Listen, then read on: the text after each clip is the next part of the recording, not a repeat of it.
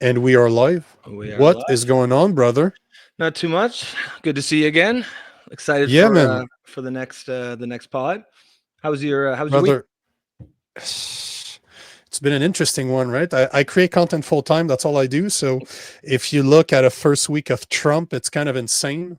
For the good, for the bad, I guess we'll Yeah. have to talk. And, I think that's what's interesting between you and I, because you are a lefty, I'm a Hmm. conservative. And, at the end of the day, and I was just on a podcast with another massive content creator yesterday, and we were just talking about that, how as much as I've complained about what the liberals and the liberals and the Democrats are doing, I'm in the middle. So I'm not a Republican, and when I say I'm a conservative, I'm not a conservative as per the Party of Canada. I'm a Hmm. conservative as in I'm more traditional in my value, and but I'll be the first one to criticize both sides because I don't agree or disagree with either. I'm somewhere in the middle, right? Even if I'm right of center, I can still look at Trump and say, okay, hold on here. There's a few things that you mentioned this week that I really don't agree with. You're opening up a very dangerous door. And it's our responsibility as citizens, both in Canada and the US, to call out our leaders, to call out the government, because I always keep this in mind, right? The government should be scared of his people, not the other way Not the other way around. around. I That's right. always think about the French Revolution, where the king overstepped their boundaries and the French are like, fuck you, we invented something called a guillotine, and guess Hmm. what, motherfucker, that head's coming out. That head needs to go. But this is how I see our system, right? As much as I agree more with the right than I do with the left, that doesn't mean that I won't be the first one to look at policies that are going to be pushed by Trump, or policies that would be eventually pushed by a Pierre Poliev in Canada, and say, you guys are full of shit. This is wrong. This is dangerous. You have no idea what you guys are stepping into. And I think as citizens, it is our responsibility to always be fighting with our government, because at the end of the day, they work for us, not the other way around. That's right. I think and I think for me, like obviously I'm a lefty, but like I've got all the time in the world for anyone who's got different opinions, as long as you're speaking in good faith and you're not being don't apply rules to the other side that don't apply to you. I think me and you are definitely on the same page with that. I'm kind of the same but the opposite. Obviously, I not a big fan of Trump personally, but I'm sort What's of wrong with you? yeah. You dummy, you retard. What's Not wrong too with you? yeah. um but I'm he's the president, so I'm sort of like giving him a blank slate, and I'm just going to assess him on what he's done and what he's not done. I don't personally think he's do you remember when he first became president, the word temperament was the big buzzword? He doesn't have the right temperament. He doesn't have the right temperament. Um, I mean, that I probably would agree with that. However, he's already done it once, and the world didn't end. So, I don't think the world's going to end this time either. So we'll give him a chance. It's interesting too. I remember our last pod. There was something I forget what we were talking about, but I wanted to bring it up. Are you familiar with horseshoe theory?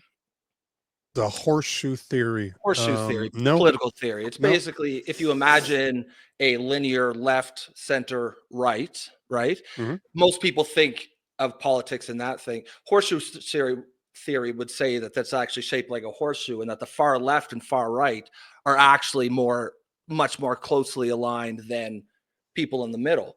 Yep. You can think of a horseshoe, and there's It's called the bell curve. The yeah, bell yeah, curve yeah. is how I'm used to calling it. Yeah.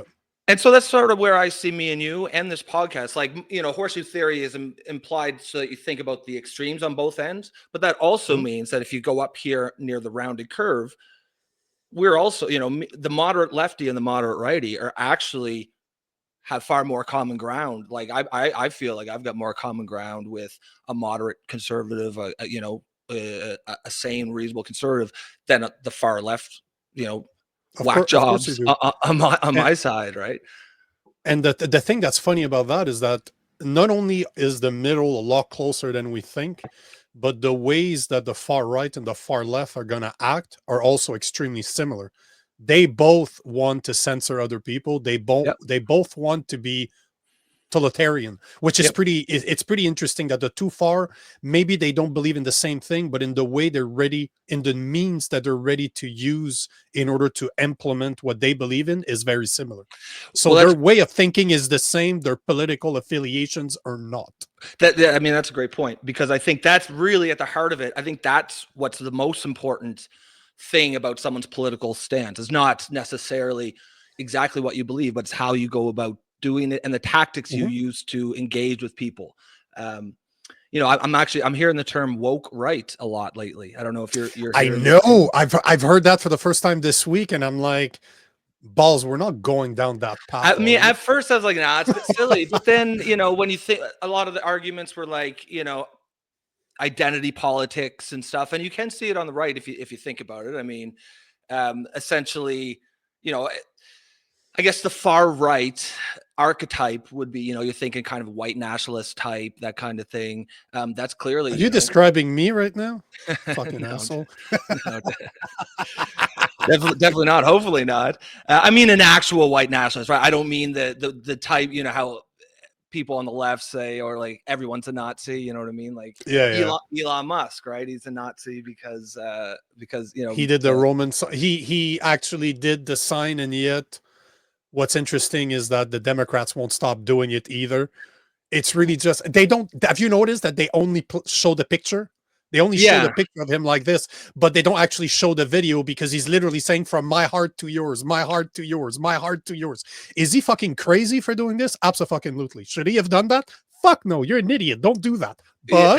But we're talking about somebody that's autistic. We're talking about somebody Yeah. that does not Yeah. operate the way you and I do, right? So we have now, if we are to treat the left the same way as we, or if we want to treat the right the same way as we treat the left, we need to accept that both of them did it. Like AOC posted a video this week of her complaining about this, and I'm like, uh, it switched from her saying this to the video of actually her giving a speech, and she did it like 5 times in a row. Like, just, and she's not just having her, no, she's whipping that shit like bing, bing.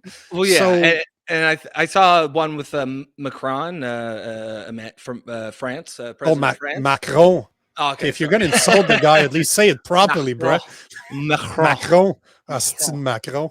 Yeah, but I mean, and it clearly looked identical, and so it does kind of. I mean, the fact of the matter is, some people are just expressive. Now, I think I thought the whole debate was a bit silly and a bit ridiculous.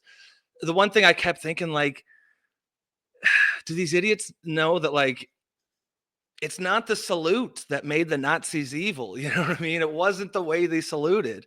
It was the whole sort of And they didn't genocidal, invent it. the whole They did not genocidal. invent that side either. Like, that No, side does no. not belong to them. Yeah, exactly. Like, and it's really the whole genocidal master race ideology that, killed millions of people. That was the problem. It wasn't the way they saluted. Now, does The same Elon thing with Musk? the same thing with the swastika, right? I was a Buddhist for more than 10 years, and if you look from hundreds, if not thousands of years ago, Buddhist statue had the swastika on their forehead. Oh The yeah. Nazis stole it, spinned it at an angle, and started using it. But you can go online right now and buy Buddhist statues with the swastika sign, but it doesn't belong to Germany, right? No, no. I And by mean, the way, before I forget, let me just give a shout out there. Tabo Simon Maliki, and I'm sorry if I bastardized your name, but who's thanks that? for your comment. We agree. He's just commenting saying that Oh shit, you let me guys see. are spitting facts right now. Hey, Nick thanks, buddy. Fuentes himself once said that he has more in common with AOC than anyone on the right. So there Appreciate you that. have it, bruh. There you have it, man. So thank you. So By the way, hold on. Sorry for cutting you off, but I no, need to no. say to the people that are watching, please comment. Please tell us what you think. Please tell us, especially Rob, that he's full of shit. So don't be scared. Don't be Yeah. scared. Call me Don't on be my scared call me to, on my bullshit. Yeah. yeah, ask him who his hairstylist is. Yeah. All We, good, right? we have we have the But same one. but the point of the matter is, we do this live because we want to talk to you guys. Yeah, So yeah. I agree, mean, disagree.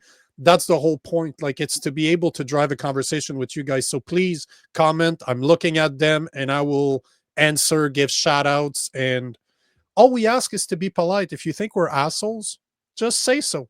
Say it in a polite way. Okay, um, no disrespect, but you guys are assholes. There you go. That's yeah. the way to say it. I mean, I think we talked about the format of this before we started, and I think we both agreed, authenticity above everything. We just want it to be a vibe like, normal people, the way normal people talk. Having a conversation about the important things, not really trying to be too formal, too structured. So yeah, I mean, if we see comments come in, we'll definitely engage with that. I do just want to go back to something you had said there, right quick. So yes, I agree. I definitely, the swastika was not. They appropriated it. It isn't. Now that said, I mean, it does have a certain connotation. I certainly wouldn't wear a swastika out in public. You know what I mean? You're sort of asking for trouble. Um, Yes. I think Yes. I think that Elon Musk, like, I say there's about an 80% chance that he's just autistic and got carried away, neurodivergent, and just whatever. I mean, knowing who Elon Musk is, you can't. There's at least a 20% chance he was trying to troll the libs, right? Trigger the libs, get them talking. And if that's what he did, he succeeded. But at the end of the day, the thing that made Nazis evil was their ideology. And if you look at everything Elon Musk has ever said or done, like, there's absolutely nothing to suggest that he has National Socialist ideologies. Remember a couple weeks ago during the H1B debate, Yep. could you Yeah, with picture Vivek. Hitler? Yeah, could you picture Hitler No. No, on the advocating for contrary. H1B as strongly as Elon Musk was? I don't think so. He sounded like a leftist. Yeah, He sounded exactly. like a leftist pushing DEI policy, saying that we need a bunch of Indians to come here because we suck as white people. We don't have what it takes to actually get the technology boom that's going to be coming. Yeah, So on the contrary, he sounded more like Goebbels. him and Vivek sounded like lefties. So it's pretty ironic. But again, I think this is the part that we need to remind people is that one of the things that Trump did with this administration that no other president in recent history has done is he's been able to put people together from both sides of the equation. Like you got a Tulsi Gabbard, for example, that's a Democrat. You Mhm. look at Elon Musk, that until recently, he was also a Democrat. He has a bunch of people on his team that are not righties. Because let's be honest here, even Trump himself was a Democrat until he started running for the Republican because he knew, like he called it in the 90s, if I ever run for president, it cannot be under Democrat, it would have to be under Republican. So even him as a person is not your typical Republican either. I think that too. I mean, for me as a lefty, I think that's probably one of the things that I if I had to give him like props on something, or I would say that's it. He's not ideological at all. And that's really, I think, what we need. We need to break this whole, ideological purity, that sort of has taken hold of just politics as usual, right?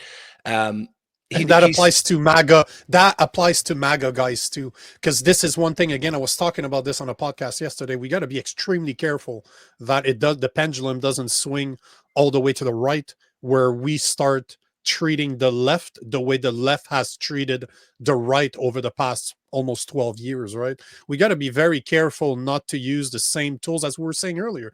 Don't use the same ideology to push your values on others because you know what it feels like to be on the other side of the equation. So don't look at it as, don't be spiteful and try to do to others what they did to you because they did it to you. We have to take we have to put our big boy pants on and just say, you know what? We understand what happened. We don't want this to happen because we understand what it is to be on that side. So let's not do that to the left either. This is where it's extremely, extremely dangerous. And that's why I think that calling out our leaders is crucial. We need to tell them this is not right.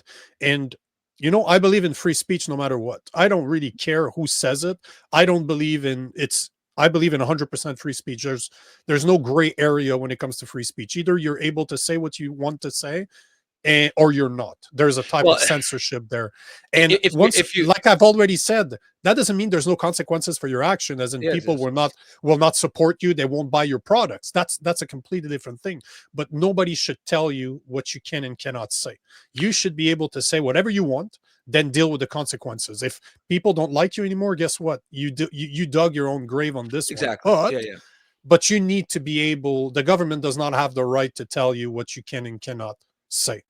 Yeah, And this is where we need to go back, and that applies as much to the right as it does to the left. And we need to keep our governments accountable for their actions. And even though that I'm more, I would consider myself a Trump supporter, as in if you gave me Kamala Harris or Trump to vote for, I would vote Donald Trump, no questions about it. I would But that doesn't mean that. I wouldn't have But that voted doesn't for mean he's either. perfect. I wouldn't have voted But for that doesn't either. mean But he's if I had perfect. to That pick, doesn't mean. probably. But that Go doesn't ahead. mean this is voting for the lesser of two evils, right?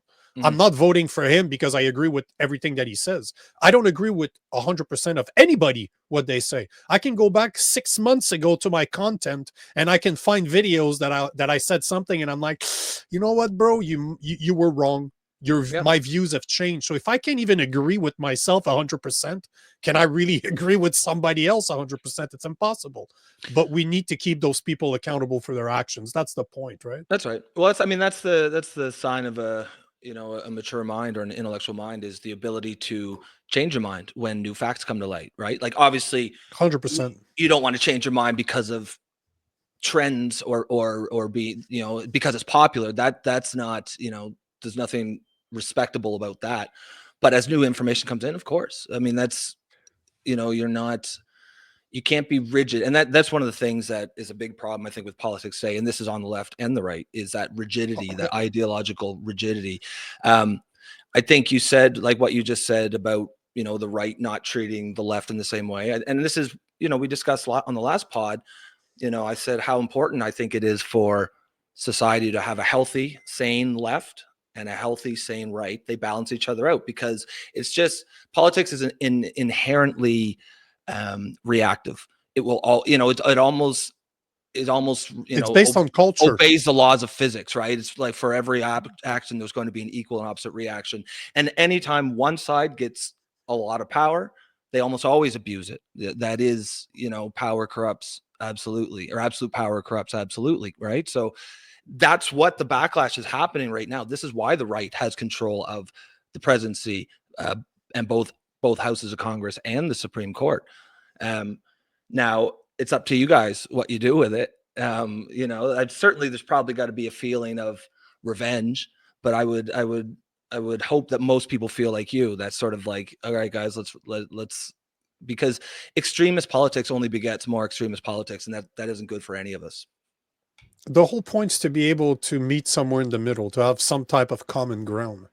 Well, And if we agree on about 80%, can we not just concentrate on the 80% and try to figure out the 20? Can we all agree that there's yep. certain things like being able to afford a house, being able to afford food, being able to live in an area that's not violent, Mm-hmm. to be able to spend time with your children, to be able to have fun with the people in your community? Like, who can disagree with those 5 things? I can probably ask this to anybody, and I don't care about your political ideology.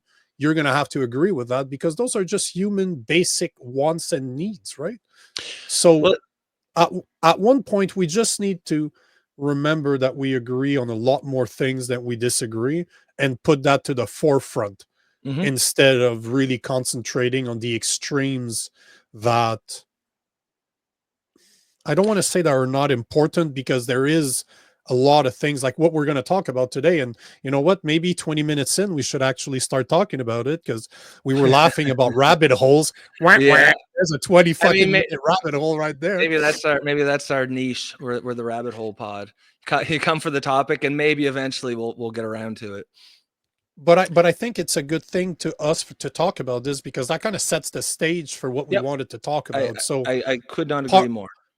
So pardon for the January 6th protesters, mass deportation / the elimination of birthright citizenship, pulling All right. out of the WHO / Paris Accord, I want to talk about the Stargate project, and definitely we need to talk about the declassification of the JFK, RFK, MLK documents, because this is, although I can tell you right now, the CIA did it. It's still cool that people are going to get to see it, but is it going to be true? Are they going to blame Russia? That I'm very curious to see, because it's just an order right now, right? The documents are not available for you to watch it, but to tell me that you're able, a bullet can actually curve midair and come back and hit JFK twice. I'm a firearm enthusiast. I love guns. That shit ain't fucking possible. We're So not in so the let's Wanted start with, movie. you want to start with that one then? Because I Oh got, yeah, you know, oh yeah, sure. I fucking okay. love that one too. Yeah, yeah. So I mean, it's like we said in the last one, you know, I'm not conspiratorial. That's not my sort of my nature. However, Man, I if have I to make had, a hat. I mean, I have to make myself a tinfoil hat and yeah, just wear it when I speak conspiracies. yeah, have the, yeah.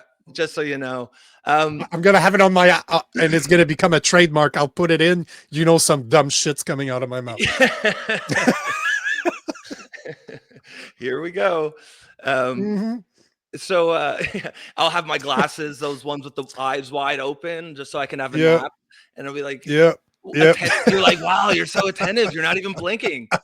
Bring up a machine that yeah, just nods my head every few minutes. No, no, yep. joking. Of all the conspiracy theories, this is the one that is almost certainly correct. You know what I mean? Of course. Does anybody think that fucking Jack Ruby killed Oswald because he was so hurt that he killed, you know, Jack Ruby's a gangster, you know, I mean, there's no like, the official story is he was just such a patriot. He was such a patriot that he got revenge, and like that is the most ridiculous thing I've ever heard. I think the facts are it was clearly more than one shooter. Mm-hmm. I'm sure Oswald was one of them. I think I don't I don't think, and we'll see when the documents come out, I don't think it was the CIA, an official thing like the director of the CIA. I think it could have been rogue elements within the CIA. I think they're working primarily with organized crime, because remember, JFK and his brother Bobby were like, they were the first I guess authorities to really, really, really hit hard. I think the RICO laws were enacted at that point specifically to go after the mob, and I think for the first time in a long time or ever in America, organized crime was feeling real pressure from law enforcement. And I think, you know, there's a lot of tentacles here. I think there was certainly there's a strong Cuba connection for sure. But it'll be interesting to see what's your take. Oh, my take has been the same for a very long time. It's called MK Ultra, Okay. which is, you guys can, I'm we should familiar with maybe that, but make, you wanna just dig into that a little bit? it's basically the CIA created a program called MK Ultra, and this is not a conspiracy theory at this point. This has been declassified. You can find Yep, it. yep, yep. The That's right. University of Montreal have participated in MK Ultra, where they actually dropped LSD Yeah, I was gonna say in this is the water supplies. LSD one, Yeah. right? Okay. So basically, MK Ultra is, they use drugs and different techniques to brainwash people, to turn them similar into a sleeping agent. Mhm. So you can activate them whenever you need them. If you're not familiar with it, you Manchurian can watch a Candidate, right? movie. Thank you, with Denzel Washington. That's Yeah. exactly what I was. So That this was a is what, great movie. I but this loved is it. what it's based on, right? As much as it's sci-fi, and if you're just listening to this, you're not watching. I'm air quoting, and something I do a lot, but it's, the movie is very good at kind of giving you a perspective. But basically, the CIA, in partnership with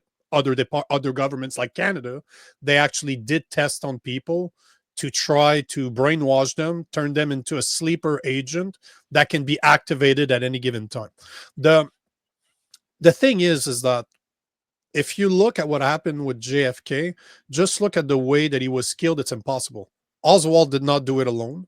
And unlike you, I don't think it's related to Rico at all. The No? thing that Okay. most people don't realize is JFK and RFK were against the Federal Reserve. They wanted to take the rights away from the Federal Reserve to print the American money. Because for the people out there, if you don't understand how the money system works, I highly, highly suggest that you watch a documentary called Money Masters. It's from the 90s. It is dry as hell. It is not meant to be entertaining, but it is extremely insightful. It's 3 hours long, but it explains how money actually works, how it came to be, and how certain banking families today control countries by printing their money. The Rothschilds being one of the most powerful families on the planet. And even Jacob the Rothschild, the one that was the last leader of the family, said years ago that he doesn't care who the government is in a country as long as they let them print the money. Because the Federal Reserve, as much as it sounds like a federal entity, as in a governmental entity, it is not. The government in the US only owns 10% of the Federal Reserve.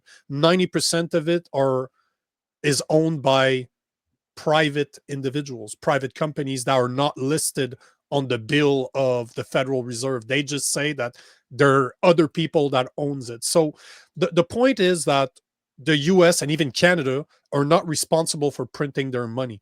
The money, it's literally a private company that prints money for the government. So they get to not only do they print the money, Well, but they hold on print the here. money. Are we talking the actual physical printing of it, or who makes the decisions on how much to print? Yeah, both. The Because I mean, money is the not. physical printing of it, I'm sure that is a private company, right? That's just a company But performing a it's called, service. but it's the Federal Reserve. But the point in the matter is that the government is not in charge, both in Canada and the US. They're not in charge of how much money is circulating in their country. It is circulate. It is this. That's a decision that's taken by private entities. And the problem with that is that the money is printed at interest. So if you say, I'm going to print $1, they lend it to the government of both the US and Canada, which most countries in the world have a Federal Reserve now, which they're not responsible for printing their money. This again is a massive rabbit hole that Yeah. we can go down to. But That sounds like a whole episode in and of but the itself. point I'm trying to make here is that JFK and RFK were big proponents of bringing back the American government to be responsible for printing their money. Like if you've heard the expression of a greenback. Yep. So this is in the 19th century. I think it was at the end of it was either at the end of the 19th century or the beginning of the 20th century. The US government was still responsible for printing their money. They would print just enough money that was needed to run the country, so there was no inflation. They wanted enough money out there so that people could buy and sell services. And this is what RFK and JFK had been talking to bringing it back.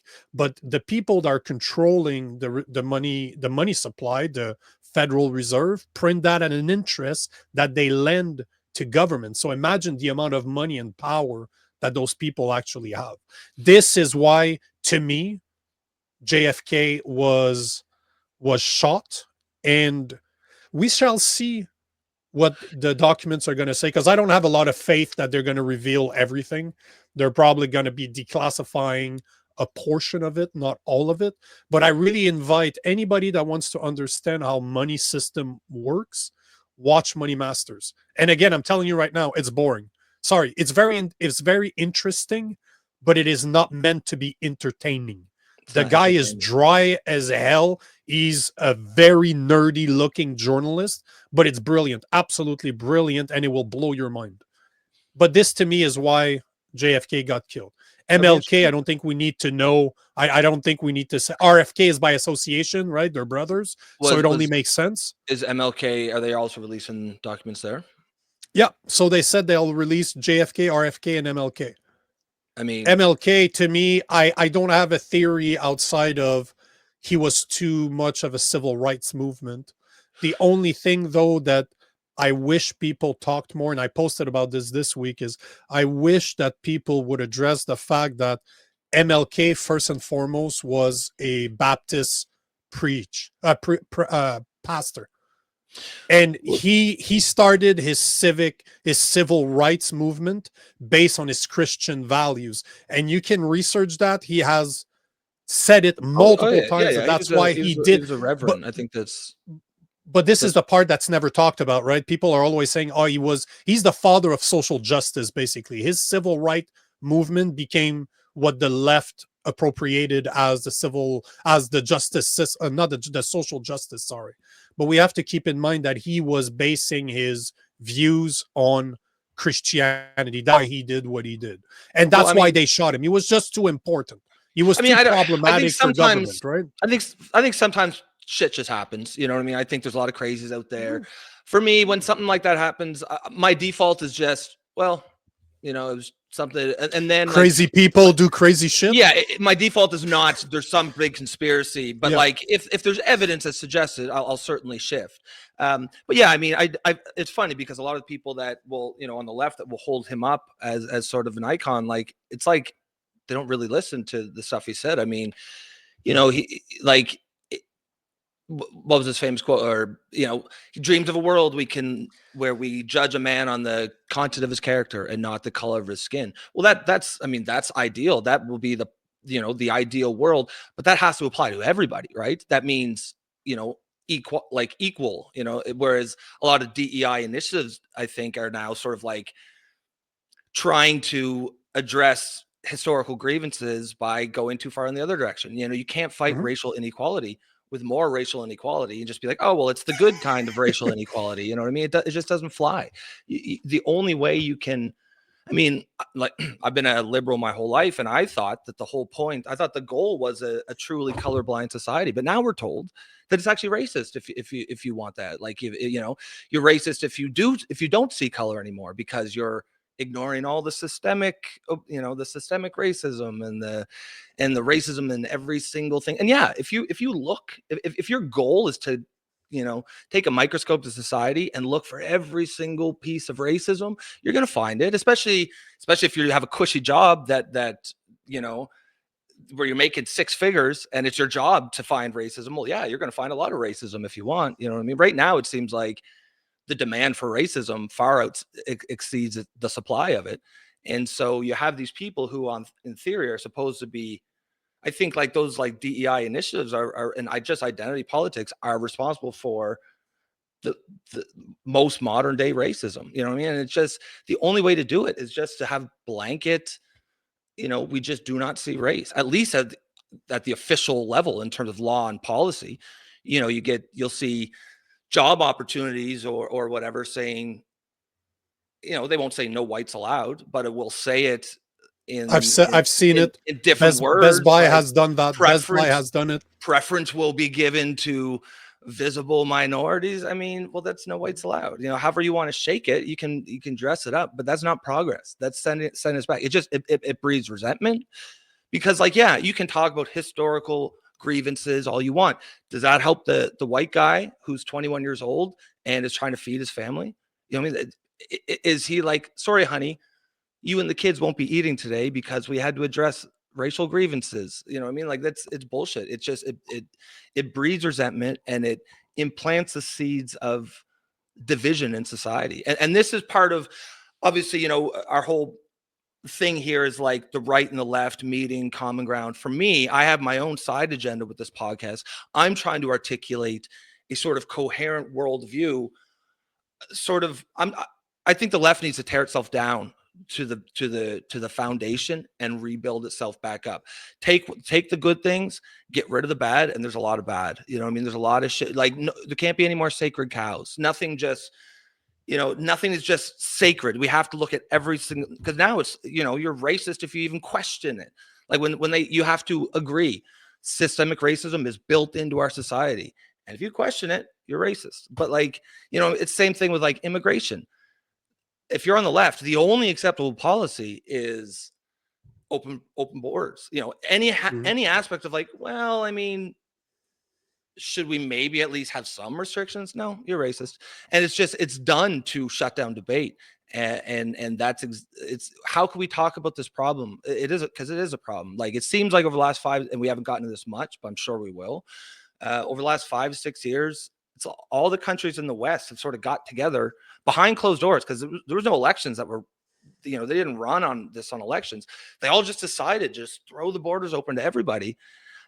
and leave massive loopholes that allow anyone to abuse the asylum system. Like here in Canada, we've got a ton of Indian students who are claiming Mhm. asylum.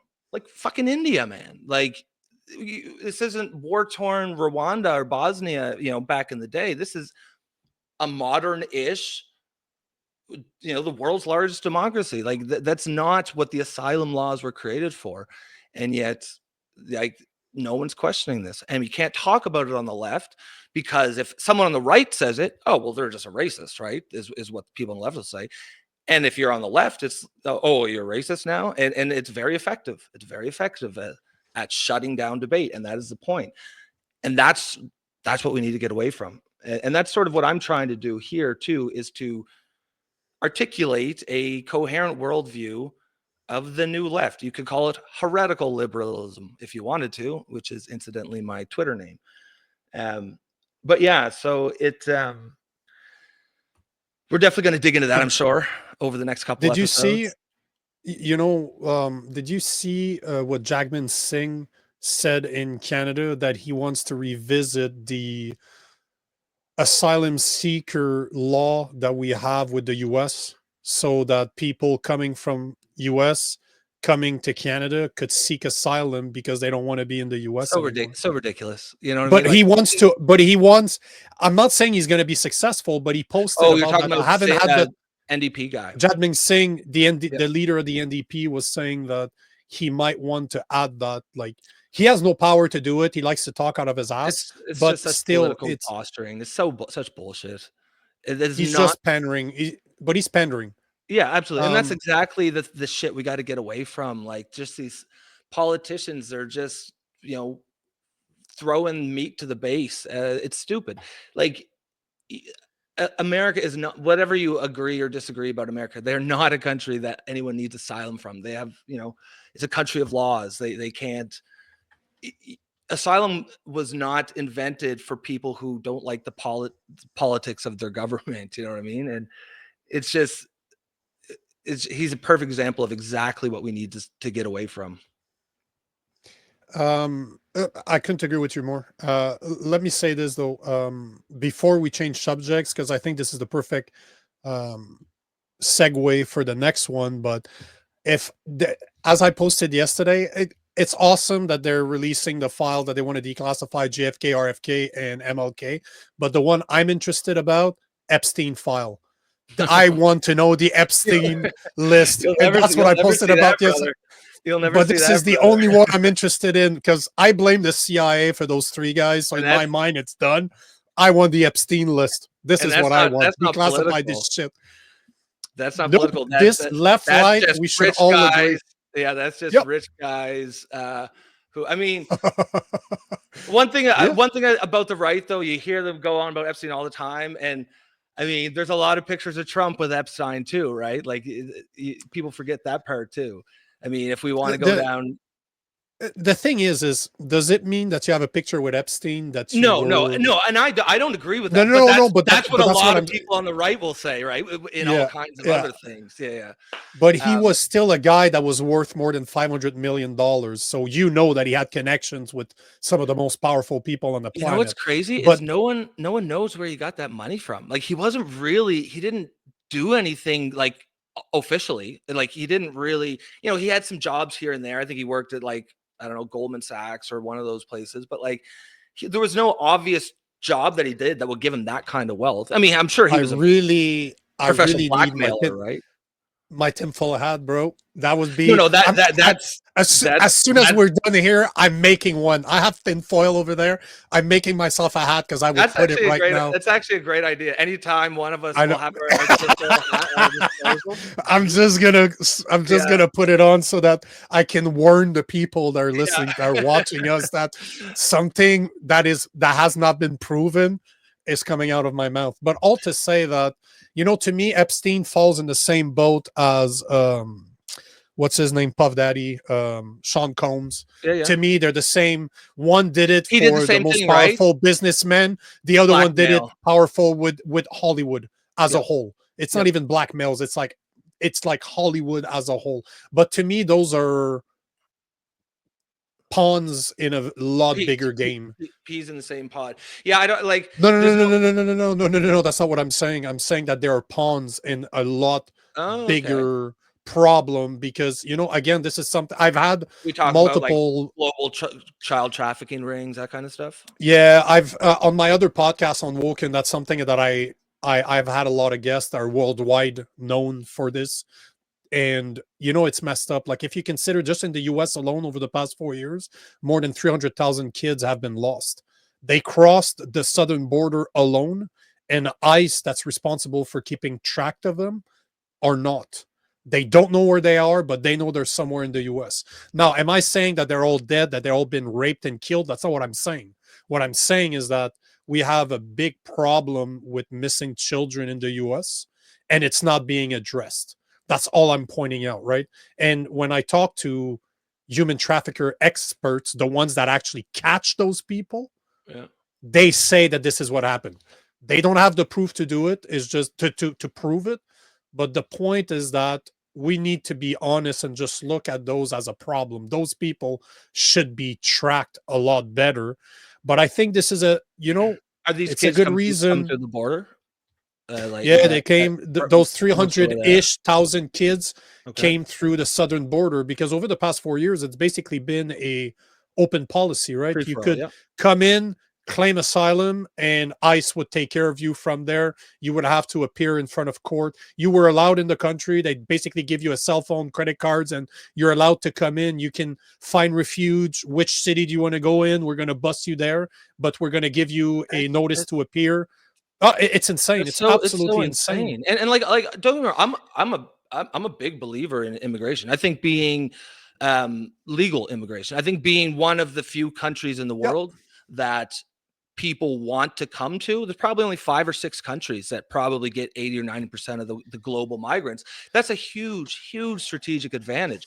But it's only a strategic advantage if we are using it correctly, right? That is, there's nothing wrong with being selective, only bringing in the best and the brightest people who are going to contribute. You know what I mean? And yes, if there's some legitimately asylum claims, sure. I do think, as you know, we've been blessed as a country. It's our responsibility. We do have to help out, but that does not mean open borders and let everyone in who wants in, because it has nothing to do with race. It's that it just the pressures on the infrastructure is so much, like healthcare system. Like, our healthcare is shit right now.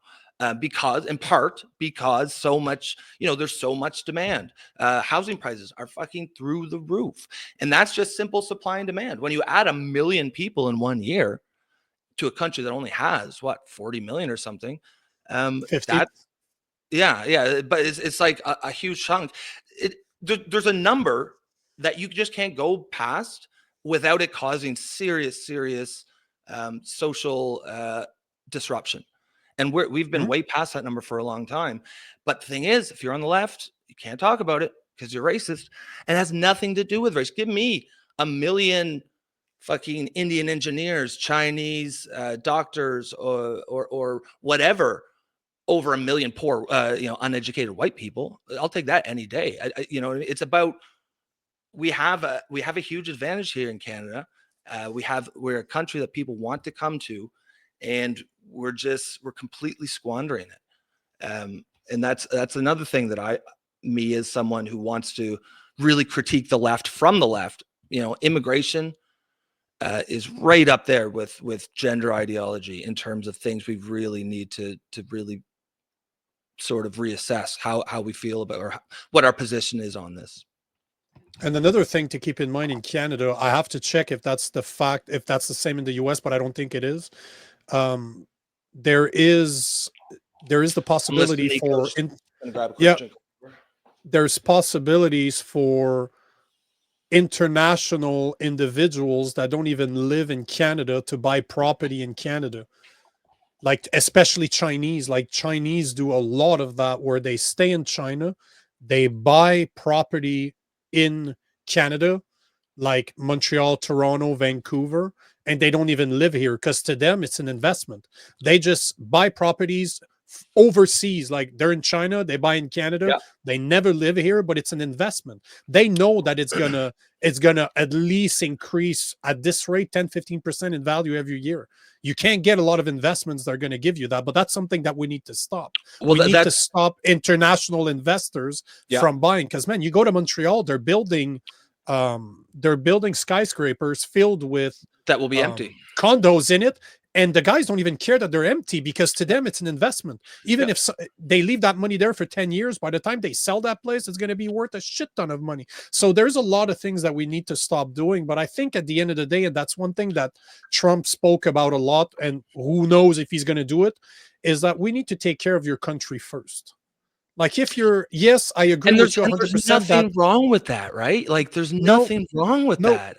It's just no, it's so take care of your insane. own people first. It's And it's like, if you're somebody that works on yourself, that is trying to develop yourself in a better human being, yeah, what's the first step? Is to become selfish, to start taking care of yourself first. exactly, But exactly. you know the saying, you need to become selfish in order to become selfless. Because how can you You need help to people first if you're a mess, right? always look at the best example in an airplane. What do they tell you? If something happens, you need to put the mask on you first before you Mhm. put it on your children. Because what type of help are you if you're fucking dying because you can't breathe? That's a good analogy. So, but this is the thing we need to keep in mind is, I am all for legal immigration 100%. If, and especially if there's a need, if there's a niche of employment that is not being filled by Americans or Canadians, and you have a certain group of individual, let's call them Indians, because like what Elon Musk and Vivek was talking about, if that's truly the case, which I don't agree with them on that one, but let's assume that I'll play devil's advocate and say that they're right. Okay. Why not fill it with people that have skills that you don't possess, that can help you increase or better your country? But Yeah. first and foremost, you need to look internally. Are there, and this is why I disagree with an Elon Musk and a Vivek, because to me, there's a bunch of people here that could be trained. Invest the money in training your own people, and Mhm. then they can fill out those jobs. And it's the same thing. Like, you look at oil and gas being a perfect example for a country like Canada. We have the third biggest reserve in the world, and Trudeau destroyed it. Destroyed Alberta. They destroyed all the potential Why is that? investment By that we not had to, investing in the pipelines? by buying the pipeline and sitting on it. That's basically what Trudeau Mhm. did. So the pipeline that was supposed to go cross country Canada and go down to the US to sell our gas down there, he actually bought it, sat on it, and not doing anything with it, thus destroying Alberta.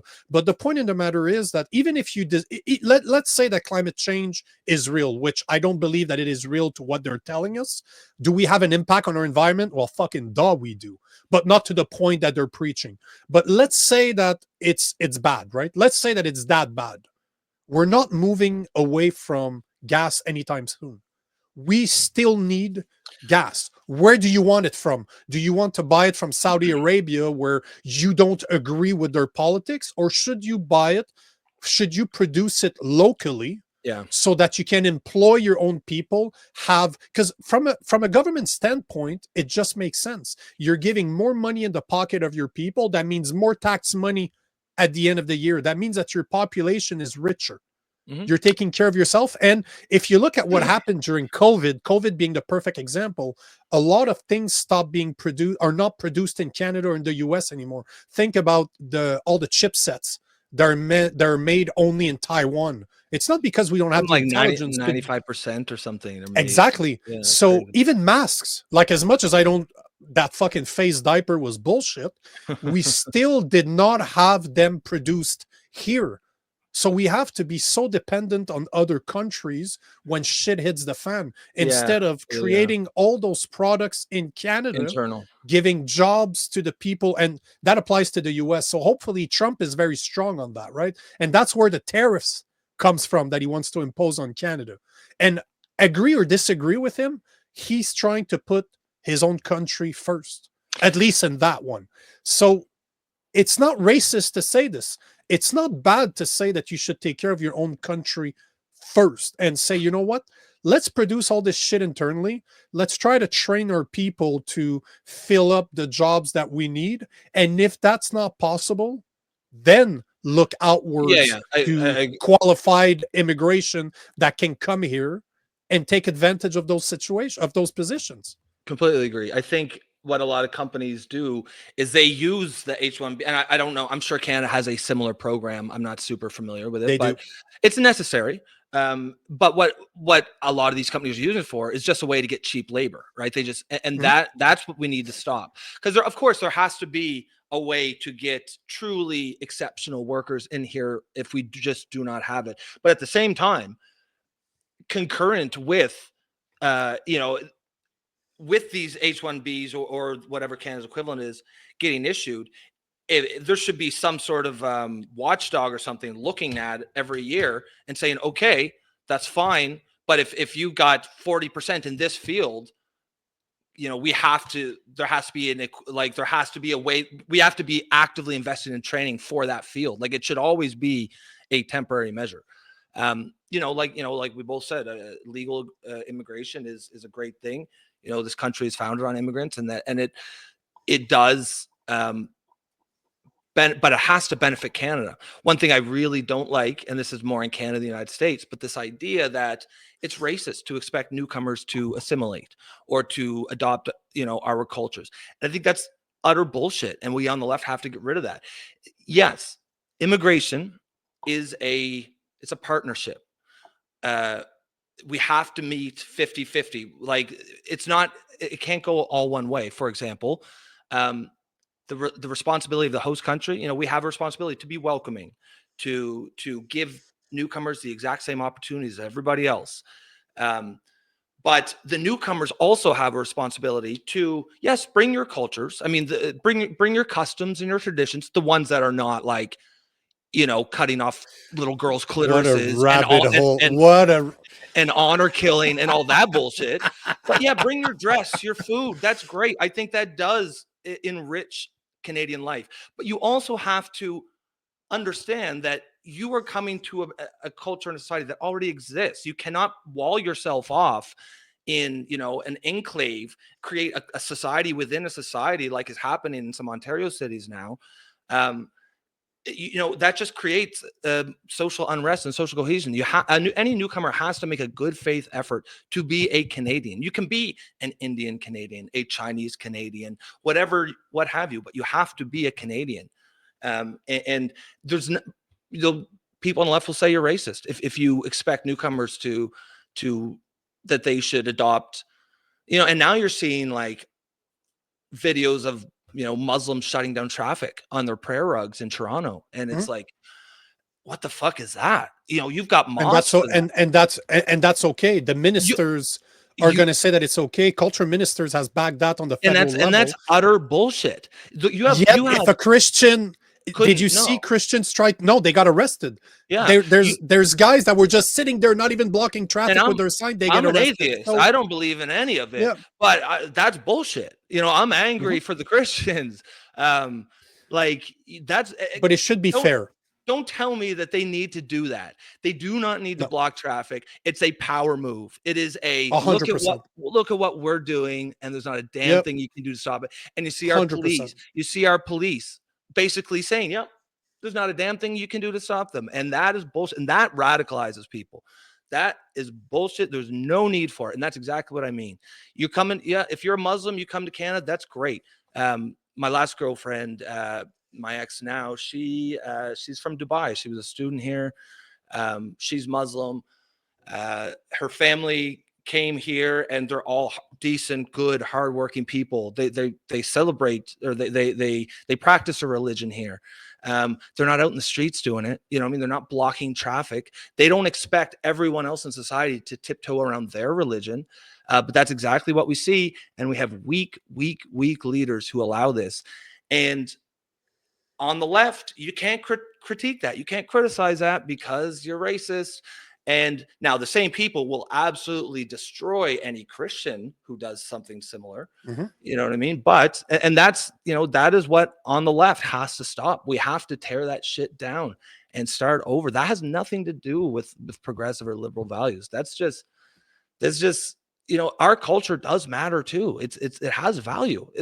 There's nothing wrong with that. And you can't, like, you wouldn't go into someone's house and fucking stand on the furniture with your boots and then go through their cupboards and their fridge like you own the place. You have decent, there's just being polite. You just wouldn't do it, and yet that's exactly what we're allowing some of these people to do, and it's bullshit. Princess Lovelace is saying, look at the two-tier policy in the UK. It's not called two-tier care for nothing. The UK But this has but you're absolutely right. And at the end of the day, it's like you were saying earlier, and this is my biggest gripe with DEI policies. It shouldn't be dependent on your race. So the fact that you're an immigrant, the fact that you're black, white, purple, yellow, whatever the fuck color you are, should not matter. That should not take precedence on anything. And what you're saying hold on. Is radical. Yeah, go ahead. But but it's only radical because I'm a white guy. Well, if exactly. I was black or if I was a different color, it wouldn't be. But so you guys know I'm not white. I'm not white. I think that I'm Mexican. Just so you guys know. I identify. Thank you. That's what I was looking for. I never say this shit, but I identify as one-legged Mexican woman. So you get that disability tax credit. You're not disabled, 100%. But you identify as it.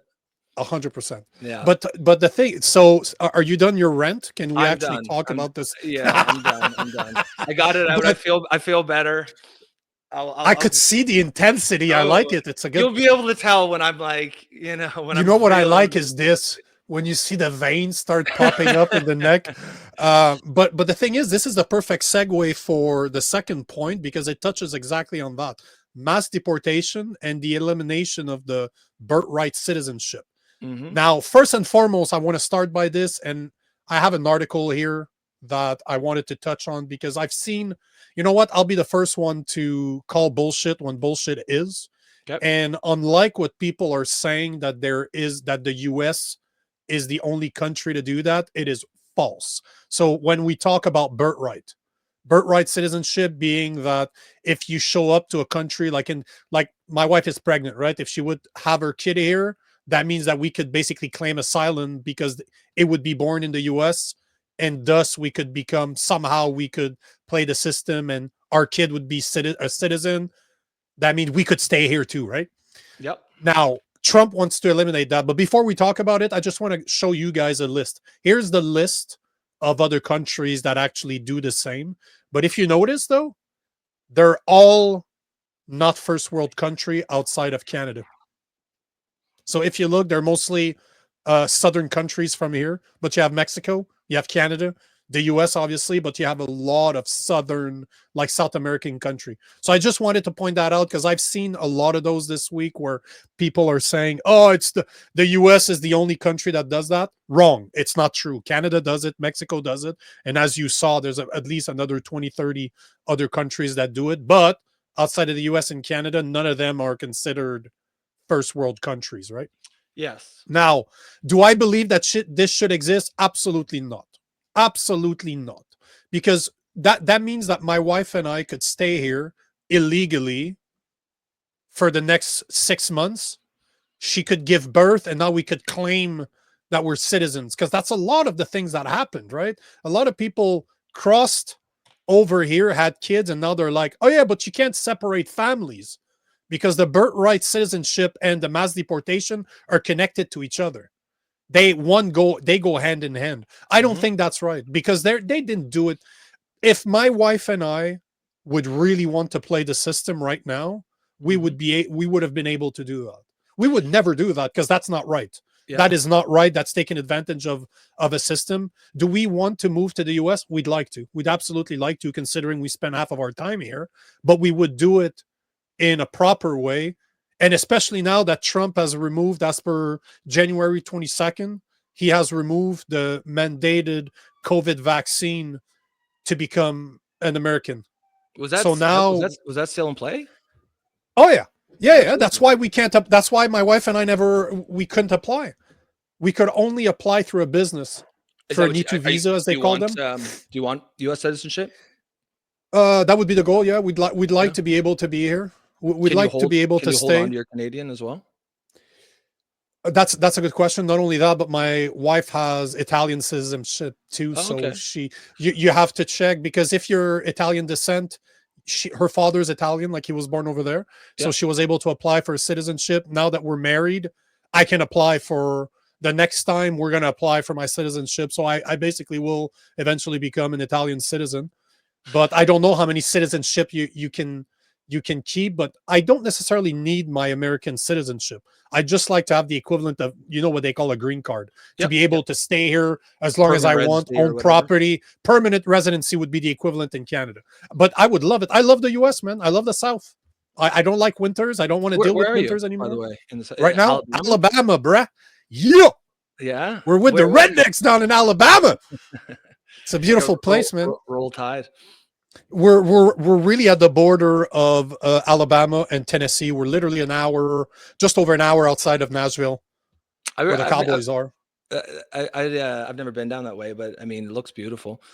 Oh, And I love it here, man. people are salt of the It's a earth, cool eh? place.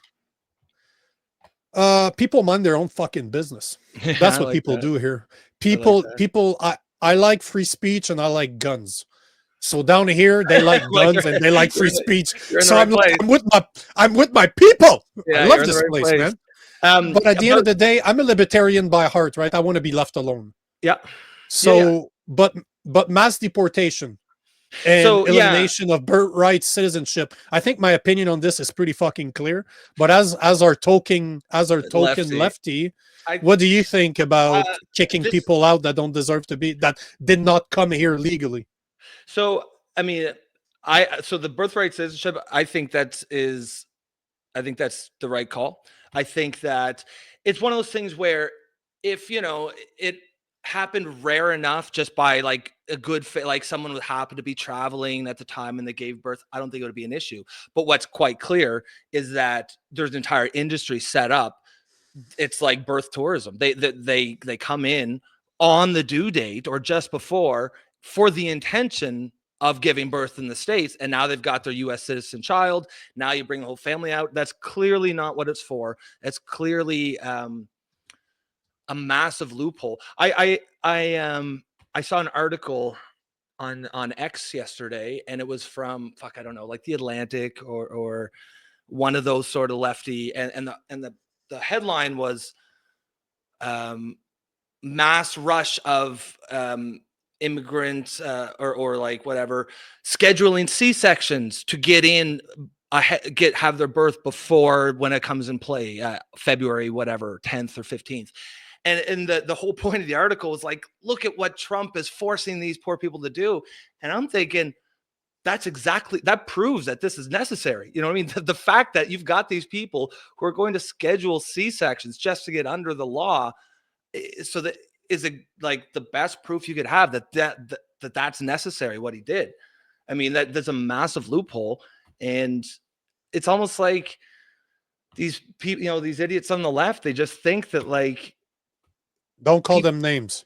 That is one thing. No, but that is one Well, thing, yeah, bro. but I tell I feel no, like it's like, don't. you have a retarded brother and you can call him retarded, but if anyone else Yeah, does, you're like, but retarded's not the same. Retarded just means you're slow. I love the word retarded. We're taking it back. no, that's great. We're taking it back. I'm glad that But I'm glad it's making a I'm comeback. gonna call you out. I'm gonna call you out on calling people stupid, though.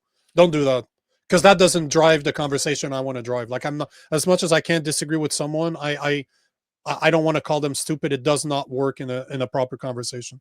Yeah, fair. Um, Stop anyway, hurting my feelings. all the lefties. I'm sure all the lefties they'll be glad that you stuck up for them. And when I say lefties, I mean the far lefties. Obviously, I am a lefty. Yeah, the idiots on the left. Yeah, the retards. I mean, I can't 100% commit to never use. Sometimes it's necessary, but I agree, broadly speaking, that it doesn't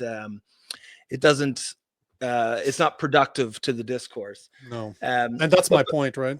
yeah, but back to the, I mean, birthrights, and also it is only for people whose parents don't have citizenship. So like if you are an American, if one of your parents is American, it's still going to apply. I mean, and there's Mm. nothing wrong with that. You know what I mean? It's nothing wrong with have it like That's why people have doors and locks on their houses. It doesn't mean that you're racist. It just means that, you know, you understand human nature. You need to protect what's yours. And it seems like a lot of people on the far left have no interest in doing that, and will actively work to give it away. And I just, and that is what's radicalizing people. That's what radicalizing people like me, people who are on the left and like, no, I just can't agree with that.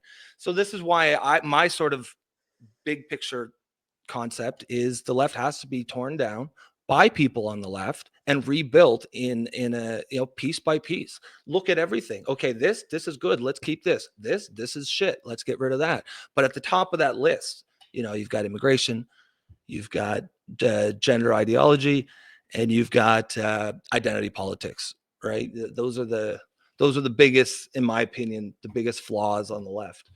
And what was the other part? The deportation. I mean, let's look at it from just an optics perspective. I agree.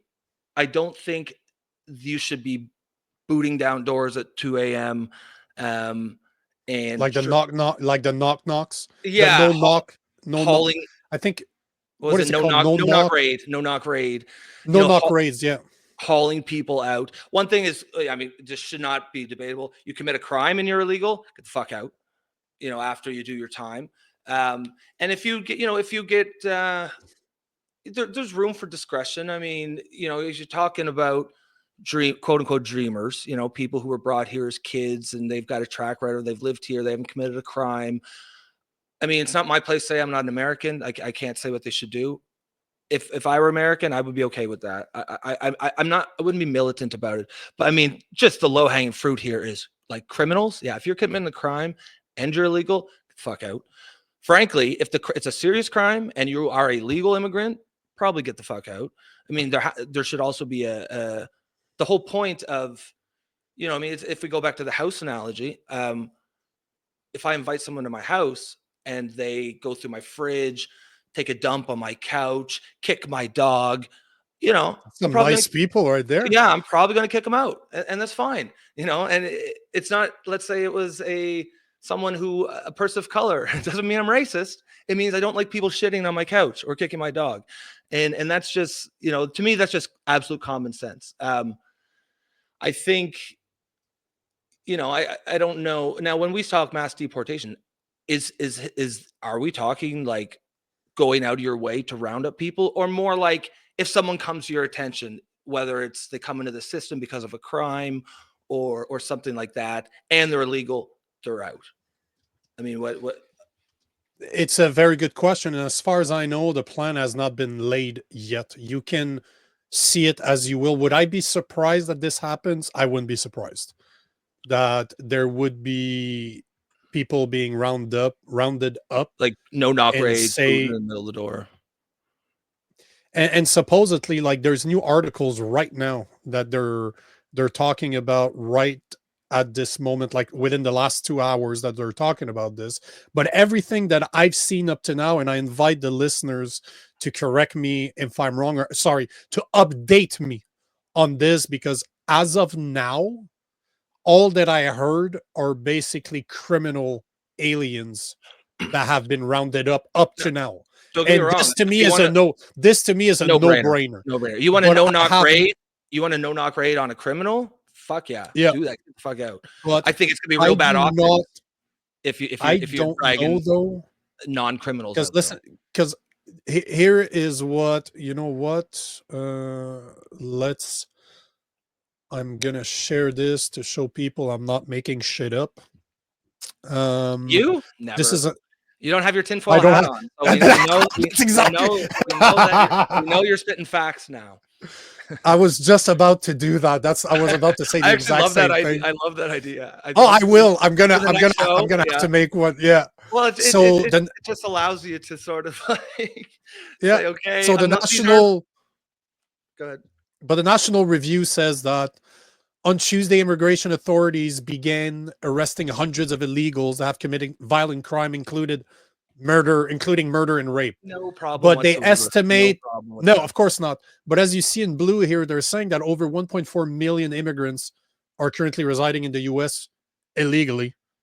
and Hmm. they will be prioritized Okay. in the early days of Trump second term. Now, I have not seen what the plan is, like what ICE is going to do. I know they sent military to the southern border to close it down, and Hmm. now they're going to be able to have that right to just stop people from coming in. This to me 100% makes sense. Secure your border, That's yep. because if you look at the past 4 years, the average person coming through was not women, were not kids, were battle age men. So men in their 20s, Fighting age 30s, and males. Yeah. 40s. Yeah, military age men from, Well, and they were all not from South America. Like well, a if you, lot of them were Chinese and coming from Africa. So you need, it's just you a know what? massive security Close risk, national a security risk. hundred percent, 100%. Huge. Close that door. Yeah. Close that door first and foremost. Yeah. But I have not seen up to now an actual plan.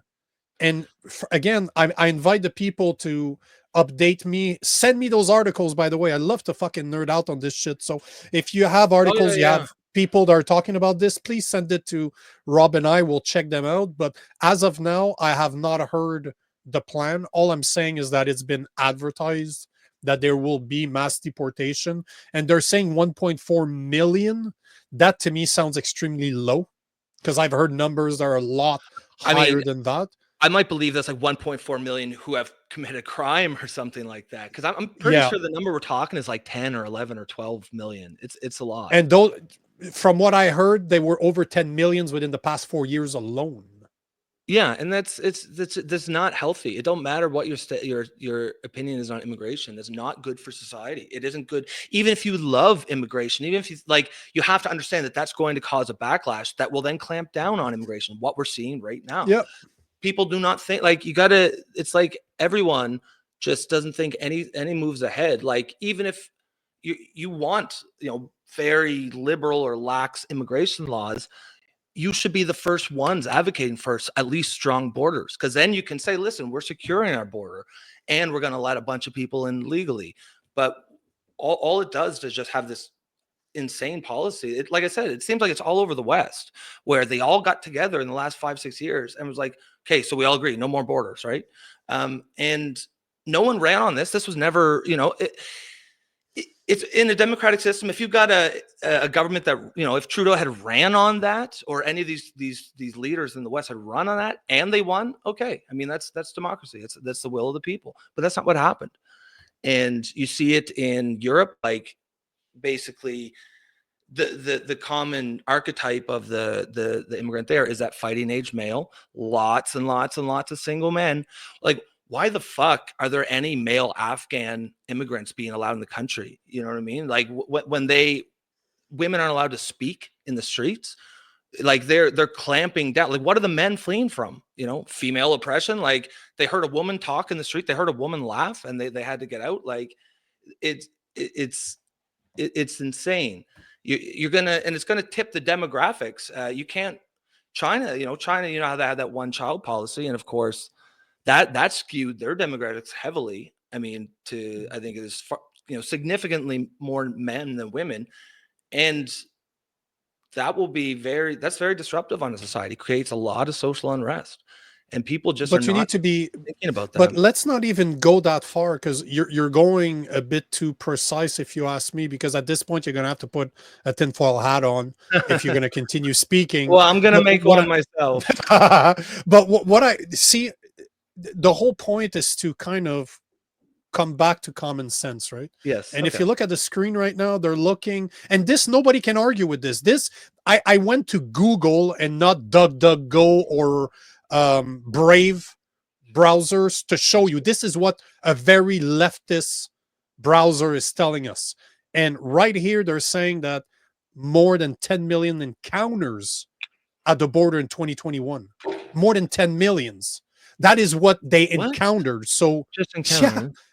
So so that so means those are encountered. Those are not the ones that did not that go got through through. That a got nice through. checkpoint. That didn't just show up in a nice line saying, "Hey, we want to come in." No, those are the ones that were encountered. You're Okay, looking at somewhere since more than 10 2021. million. So over 3 They're years. But saying that's insane. That's a lot. last year, just from almost a year and a half ago, they were estimating more than 11.7. And just and see, this is what I wanted to show. If you look at the people that they're saying that Mexicans are the largest origin of where people are coming from, Mexico. Mhm. Although, you know what? I don't want to sound racist on this one, but I can't fucking tell the difference between a Mexican, somebody that comes from Guatemala, somebody that like as me, I can't tell the difference from Mexico and somebody that's from southern countries. Yet I've explored a lot of South America. But all to say that if you look at this, you have the number two is the number three is India. So Interesting. people were coming from This is India, this is the southern border. landing somewhere in Mexico to cross the border, to So cross that the yeah, southern border. that's not like some poor starving family just walking north. That's like you can afford We're, plane tickets, you know what I mean? You can they did it intentionally to cross that border because it's easy. so, to me, should there be mass deportation of illegals? Yes. I think you and I agree on this. Yep. We just don't know the method in which it's going to be done. And this is where there's a lot of things that still needs to be explained, like the borders are, Yeah. as they call them in the US. We'll have to explain how he's going to do it. But I do agree that there needs, because at the end of the day, they did it illegally. It's illegal. And you know what?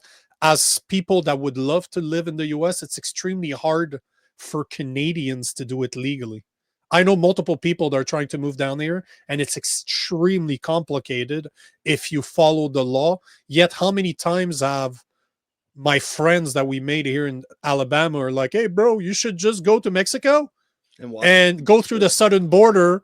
And not only are they going to welcome you in, but they'll probably give you a cell phone, a credit card. They'll pay for your apartment. They'll pay for you to That's stay. crazy. Oh, That's insane. but we do the same. We do the same thing in Canada, and that type of shit needs to stop. Plain and simple. Well, yeah, I mean, at the But end of the day, if you need that kind of help, then you probably like that's not why are we taking you? You know what I mean? Like we should be taking people who can contribute, people who like I said, if there's a legitimate asylum claim, yeah, I'm all for it. You know, if you're from a genuinely war torn country, like I know it was controversial, but remember when we took a lot of Syrian immigrants yeah, because of the civil war. I don't know, 4 or 5 when Trudeau first got in. I was okay with that. Um, 8, 9 years ago, I yeah, wasn't, but sure. I mean, I was okay with it. I think it was 25,000 or something. 50. 50. Okay. I mean, we can't take everyone, but that sounds a little high. But anyways, but that's not what we're talking about, right? We're talking about. I guess my point in that is, regardless if you agree with it or not, it was a legitimate asylum claim. Like that is what it's for. You know, a war-torn country. That's not what's happening the vast majority of the time here today. A lot of it's just I don't like my country. Like there's like the fact that your country's poor is not what asylum was for. That's that's not our it's not our problem. That's not our you know what I mean. I'm sorry about your luck, but I mean figure it But out. you know the part I don't like, and I'm just going to bring back to the Syrian refugees. The number that's stated by Canada.ca is 44,620, Okay. which let's call it 50. It's closer to 50 than it is to 25. But the thing I want to put in place is this, because this has been a big problem. They're saying that right now, as per 2018 self-report employment status, only 57% of them were working. A lot of them are still, almost half of them are still on the back of the And of that's this of Canada. That was 3 to 4 that was 3 years after they got here. We don't even report, it's not even updated. That's from 2018. yeah. That's 7 years ago, bro. Mm, So because that was one of the big problems, because they were making studies and they were talking about the reports and saying that a lot of those people, because they were brought here with no skills, no transferable skills whatsoever, they didn't even fucking speak English, so they couldn't even adapt to the country. And this comes back to what we were saying earlier. yeah. I fully understand that we should be able, if you're fortunate enough. I'm somebody that likes to do volunteering work. Hmm. If I maybe I can't afford to give a lot of money, but I give my time. Often I will volunteer, give my time because I can. I don't see this as any different. Do we have a moral obligation to help others where we can? 100%. Hmm. Does that mean that we should take 50,000 people that the neighboring country that have No the exact skills, same low fate? skills. Yeah. No, but one of the things that people never talk about is the fact that Middle Eastern countries did not want them. Mm. Well, it's like So Syria, or sorry, why Palestine, right? Palestine? None of them. You ever see the border? None of You ever the. see the border between Egypt and Palestine? That's They, fucking but militarized as but shit. That's like, but why? Because they yeah, don't trust them. yes. They have the same faith, but they don't trust them because they know they're going to be too many terrorists. They're going to Hmm. be able to enter their country illegally. Yep. They're not saying that we shouldn't help the women and the children. They're just saying, hey, hold on here. How the fuck do we know who's who here? And that's what they're doing. And the same thing is true for the US. The same thing is true. 11.7 billion, a million people over the past 4 years. That's messed up. And you look at Canada with those Syrians, to me, it's the same thing. Why So are we bringing, why are the people around, why are the countries in the not Middle bringing East them. or around them Hmm. under the same faith? They have very similar type of way of living. Yeah, we should Why be a are last they last not? resort, right? Exactly. Yeah. And at the same time, you're not going to tell me that the situation that we live in Canada now, that people, regular Canadians, people that have been paying taxes their whole life, are not suffering. You know, No. the last time we were in Canada, we went back in March last year, end of March, call it April last year. We went back to Canada. We stayed there until ish October, right? And you know, one of the first thing I realized as I was just driving around doing my regular stuff, one thing that I realized is the state of the cars. And I dare anybody that's Canadian listening to this, look at how bad of shape the average car is in now.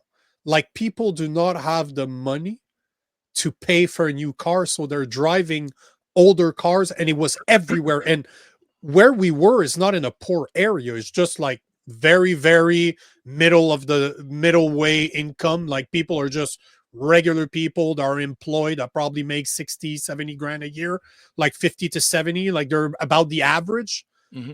but they can't afford to replace their cars as much as they could have 10 years ago before Trudeau. And this is where, you know, if you look at what's going on in Canada, and the reason why Pierre Poilievre is going to probably be elected is because it's impacted their lives directly. Like, people, it's not political anymore. Yeah. You're Yeah. Yeah. looking at your life. You can't afford shit anymore in Yeah. Canada. Like, All I the look culture at war my, bullshit goes out the window when you can't feed your kids. You know what I mean? Like but you nobody gives know, a shit about that stuff. I look at my wife's parents. Her mother is in her mid 60s or even higher. She still needs to work. Her father's in his 70s, and during the summer, like when there's no snow, he still fucking works a labor job. So, because they need to 70s. still, but they still need to make money in order to pay for everything, because the cost of living is has gone so high in the past 10 years, 9 years under the Trudeau government. The inflation is through the roof. Everything is stupid expensive, and you're taxed on taxed on taxed. Yet we're sending billions of dollars into Ukraine. We're accepting immigrants that we pay for. This is my thing. This is not racist. Take care of your own Mhm. people before you can take care of other people. And if you can afford to do it, do it. But be honest. Yeah, yeah. If you can't, don't. Because if you were looking at, there were reports saying that I've seen as high as 1 out of 5 family in Canada were going to visit a food bank. Last time I checked, it was a bit lower. It was like 10, it was like 1 or 20, it was 10 or 20%. But the thing to remember is, right now the employment rate is high. We don't have a lot of unemployment in Canada, but when you see a That rise number by starts to 100, move. We're gonna no, no, no, when that we're fucked number, if unemployment goes no, up though. Like no, but hold things are on. that bad with high unemployment. You know what I mean? What the thing you need to be careful about is, why would the amount of people that are visiting food bank skyrocket when the unemployment is low? People are working. but they cannot afford to live in their own country. This is where, and I am not a socialist. I believe in capitalism. I believe in being able to be rewarded for your intellect, Mhm. your hard work, more than somebody that does not want to do the equal amount of work that you do. But at the end of the day, policies put in place by liberal governments in Canada have destroyed our economy, but yet we keep on giving money away to other countries when the average Canadian is suffering. And the same Well, thing is true in the US, right? How much money has they sent out to Ukraine? More than $100 billion. And yet there's still fucking a lot of Americans. And I did 23 states over the past 2.5 years. And I can tell you, man, coast to coast to coast, people are suffering in the US too. It's not a Canadian thing, it's North America. oh, it's So everywhere. taking care, oh yeah, you have to take care of your own.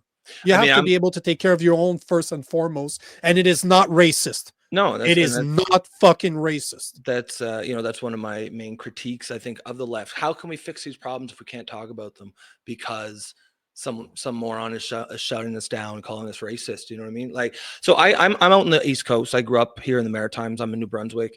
I live in Fredericton right now. These are cities that you never see homelessness, right? I would see it out in Mm. Montreal, Toronto, and now like fucking Fredericton, St. John, New Brunswick, Truro, Nova Scotia. You're seeing people living on the streets everywhere, and I can only imagine out in the bigger cities where there's already this homelessness is it's through the roof. So I mean, yeah, like there's a lot of problems, and it's perfectly okay. In fact, it's exactly what you should do to take care of yourself, your own people first. And when that's done, yeah, of course, like you said, we do have responsibility to help out, I think. And I think even, we talk about the Syrian refugees. We disagreed on like whether that was good or not, but I think really we agreed on the important thing. We agreed that we do have to help. uh, it's more now the When you debate is can. yeah, when you can. Now the debate is just, what does that help look like? You know what I mean? And I feel like that's a much, it's more productive, it's a healthier debate. And there's certainly common ground for it. But yeah, I mean, and again, the Syrian refugees, the only reason I brought that up is just because that to me was a pretty clear example of how it's like what asylum laws were made for. But that today, the vast majority of asylum seekers are not that. The people from like countries where there's not war, I mean, like India, like, okay, just you might be a lot of it's students here, and they can't even claim that they're poor. You know how much tuition is if you're an Indian or any Yep. foreigner. It's crazy. It's through the roof, right? If you can afford to send your kid to Canada at $30,000 a pop per year, I'm not going to believe your asylum claim. I'm sorry. I'm not. I don't think that's valid. It's abusing the system, and it needs to stop. But right now, you can't talk about it on the left because you're racist, and that's why Polyev is going to win. And the right leaning parties are going to keep winning. We're seeing a trend here. Like, it's not just Donald Trump's an anomaly. You're going to see this again and again and again all over the West until the fucking left pulls his head out of his ass and realizes that we are the problem. It is us. It isn't them. um they're like, oh my god, how can they vote for Trump? Did you hear he's so rude to women? Okay, yeah, but I'm not going to vote for the people who tell me that men can give birth. You tell me women can have penises, and you expect me to vote for you? You're clearly an idiot. Like, why would I trust you with my country if you don't know something that every 4-year-old in the world knows? So, I mean, right now the left is its own worst enemy. And as a liberal, as a progressive, I want, broadly speaking, generally, I want left-leaning parties to win. But not right now. I don't, because I don't trust them. I don't trust them. And that's why it's a whole mind shift. You hear Elon Musk use woke mind virus Yep. and I sort of laughed and I was like, oh, it's just crazy, whatever. But it really is like that, right? It's like, once it gets inside, like, it spreads like a virus, and then you have completely otherwise intelligent, rational people talking about fucking, thinking it's perfectly okay for a drag queen to like read books to kids. Why the fuck are you like? There's no drag queen senior citizens reading hour. It's always the kids. Like, why? You know what I mean? Like, that kind of stuff. It's it's just the left is so broken right now, and someone has to start speaking out from the left, and it has to be from the left, because when you know how the politics works, if a right winger says it, it's, oh, who cares what they say? Just like, you know, if a lefty criticizes a right, if there, you know, if there's problem on the right, that also has to be fixed, I think, by the right. But I mean, I know there's a lot of people out there who think like me. You know, I talk to them every day on Twitter. Eh, they just need someone to speak, I guess, truth to power, to say. I hear it all the time. People say, my God, this is exactly what how I feel. Yet at the same time, that's a bit incorrect, because I on my other podcast on Woken, that's why I call it on Woken, because I'm jabbing at woke Yeah, people. yeah. A lot of people, and especially women, like I've spoken to quite a few women that were very, very left leaning, that became conservative, and they are hated. People do not listen to them. I had a girl she's from Africa. She Yeah. immigrated to the US legally. She was extremely liberal when she got here. And then when BLM and George Floyd happened, she's like, okay, hold on here. What the fuck's going on here? I'm not okay with you Yeah. guys destroying your own neighborhoods. Like, what the fuck's going on here? They started calling her an Uncle Tom. They started calling her all the names in the Oh world. yeah. So this The is be the thing, kind, right? right? The be kind Yeah, crowd is yeah, and not at all. unfortunately, that's a big message that's being pushed by the left. And I don't know if you realize how cool my segue is, because we can talk about pardons for January 6th. Because Yeah. to me, it shows the hypocrisy between the left and the right, which that being one of the most perfect example. I want you to tell me what you think about pardoning the Pardon. January 6th, and I will put it into perspective when it comes to the left versus the right on that issue. So, my take, I think some were certainly deserved. I think I actually, you know, I never really got too much into it, but I was reading some individual cases of people who were in jail for years for essentially, like, there was no accusation of that they did anything. They just essentially walked in. And I don't think that's right. I think that kind of part. Now, if someone did go in there and cause actual destruction of property, if they hurt someone, I think it's appropriate that they serve jail time for that. And I don't think they should have been pardoned. But big picture, even if I disagreed with all of it, what can I fucking say after Joe Biden did what he did on his last day or two? You know, I mean, this is exactly when we talked about it. I said, regardless of anything else, all it does is just make it okay for everyone else to do it. And how can we and the left, like anyone who criticizes what Trump did is a hypocrite, unless they explicitly criticize what Joe Biden did fucking 2 days earlier. And now it's just a tit for tat pardon fest. And I got a feeling like that's going to keep going on, you know, for a long time. But yeah, I guess my take on that is some of them I'm okay with. Some I would take it on a case by case basis. But broadly speaking, even if I was firmly against any of those pardons, I wouldn't, as a lefty, I wouldn't have a leg to stand on because of what Joe Biden did, fucking 3 days ago. You know what I mean? What's your take? Well, my take goes back. If you look, I want to bring Antifa and BLM into the conversation, because Yep. I want to show how hypocritical the left is on this issue. Because Antifa did storm the Capitol in the past. There has been leftist group that went to the Capitol and did similar things to January 6th, yet they were never called out for it. And Mm. this is what my issue is. Be constant. You look at Antifa and BLM that destroyed entire neighborhoods in Minnesota and all across the In the country, middle yet in the middle of a pandemic that we were all where people told. cannot be Yeah, 6 feet from each yeah, other. yeah. You But had that, leftist politicians that were part of those mobs, and yet that's okay. And then they accuse Trump to have caused that insurgents. And I'm saying insurgents as in it's fucking bullshit, because that's not what it was. yeah. Yet, if you go back to Trump's tweets back then, he was telling people to be polite, to be respectful, and to be calm. He said, and that is one thing that politicians on the left never told BLM or Antifa protesters. This is what blows my mind. So I the mean, left is I'm, screaming I'm at gonna push Trump, back a little bit because he but did that's say those. fine. Push all you want. He did say those things, but at least how I read it was a little. wink, wink, nudge, nudge, like Oh, kind of well, like the subtext is like, yeah, you guys, you must my boys kind of thing. But you know what? I can interpret that is why texting is never the best form of communication yeah, because yeah, you can read a text in 20 different ways. But if I send you a text, I'm an asshole. You can yeah. assume that from the get go. If I sound like an asshole, chances are I was. But Now, to was there assume any that that's actual what, like risk of insurrection? Of course not. I mean, it's like they would have just but postponed the duties till the next day. did That you part I see? don't necessarily. But hold on, push it even further. And I wish I had my hat because I would put it again.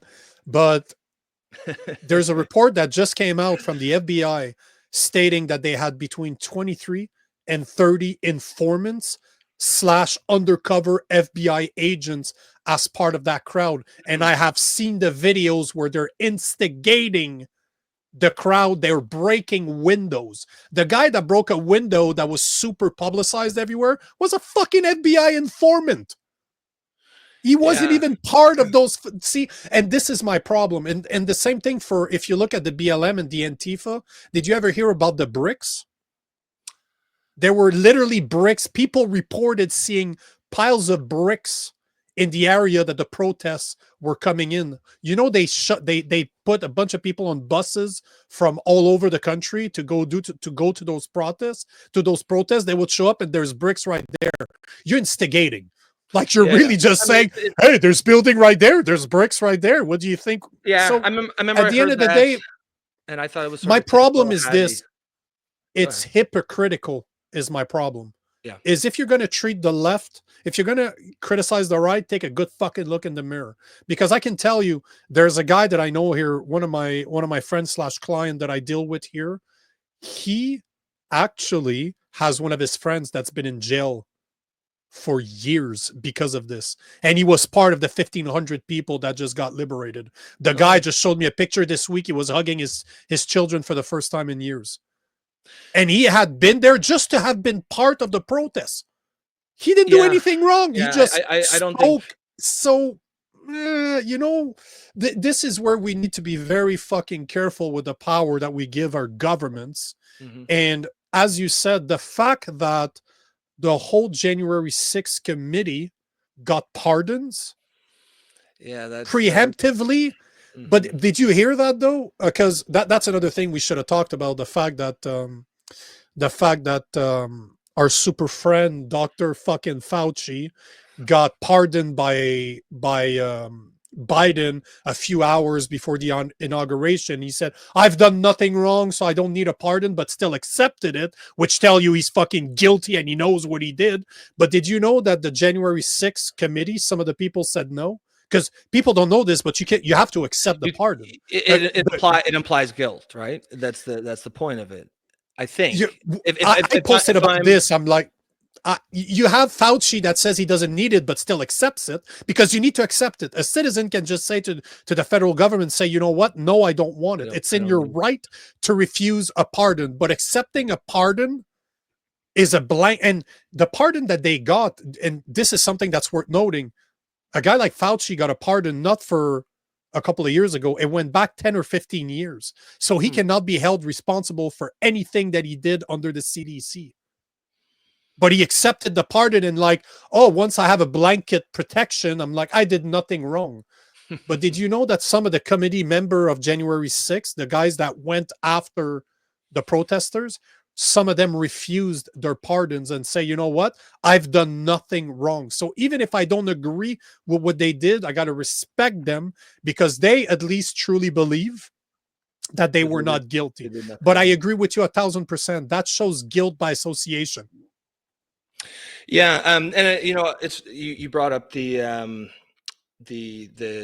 riots and stuff like the BLM that summer of, I don't know, was it 2021 or something? 2021, after George Floyd I th- I, overdosed on fentanyl. I think that radicalized a lot of people too, because Yep. regardless if you're on the left or the right, most people are good faith. Most people just want the rules applied to everyone, and that was pretty blatant. I as a lefty and a progressive, you sort of start to tune out. I mean, one of the main the dominant features of discourse, political discourse over the last 10 or 15 years has been, right wingers complaining about unfair treatment. And I think most people on the left just dismiss it. They just think it's sort of like complaining, not doesn't have much, it's baseless.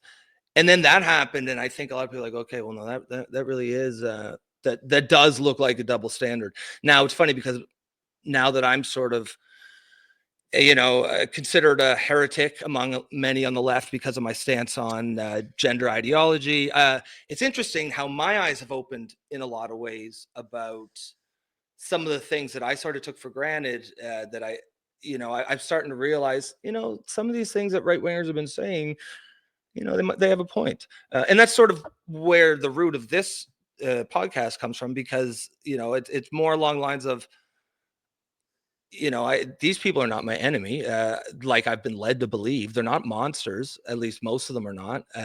Just like most people on the left are not monsters, right? But most people, broadly speaking, are genuinely, their beliefs come from a good a place of like good faith. They genuinely believe that's the right way to do, and they genuinely want a better country. And I mean, if you start from that, I think you had mentioned that the 80-20, we disagree on, maybe me and you disagree on 20%, have common ground on the 80%. But what media has been focusing like a laser over the last 20 years is that 20%.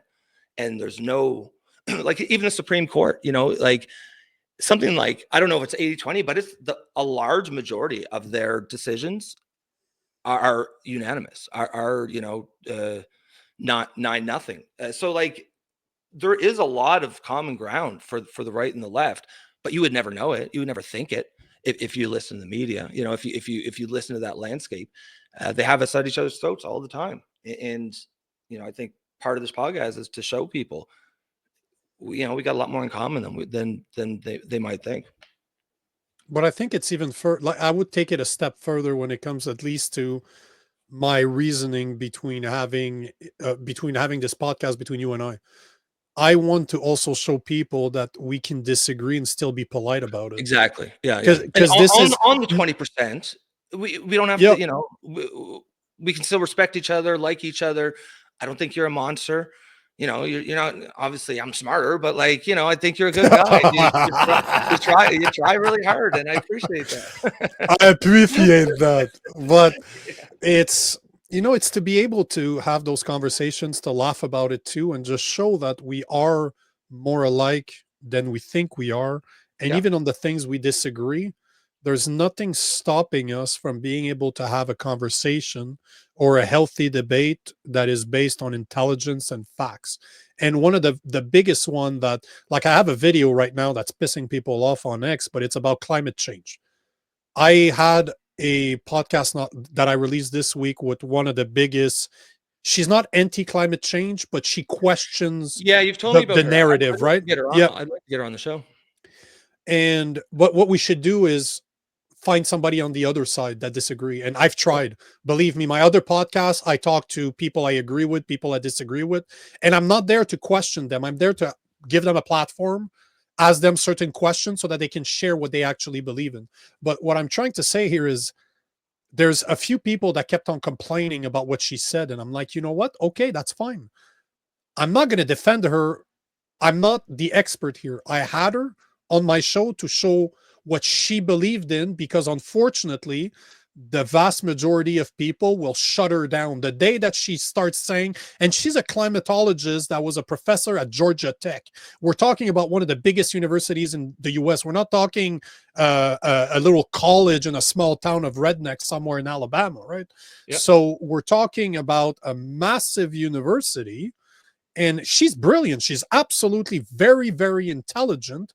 But the thing that bothered me is that the people are like, you weren't hard enough on her. You didn't ask the hard questions. You didn't push back. And I'm like, bro, that was not the point. The point is that people like her never get a platform to speak about what they believe in, because the narrative, the mainstream narrative, pushes back on her. And one person, it's very hard for one person to fight the machine.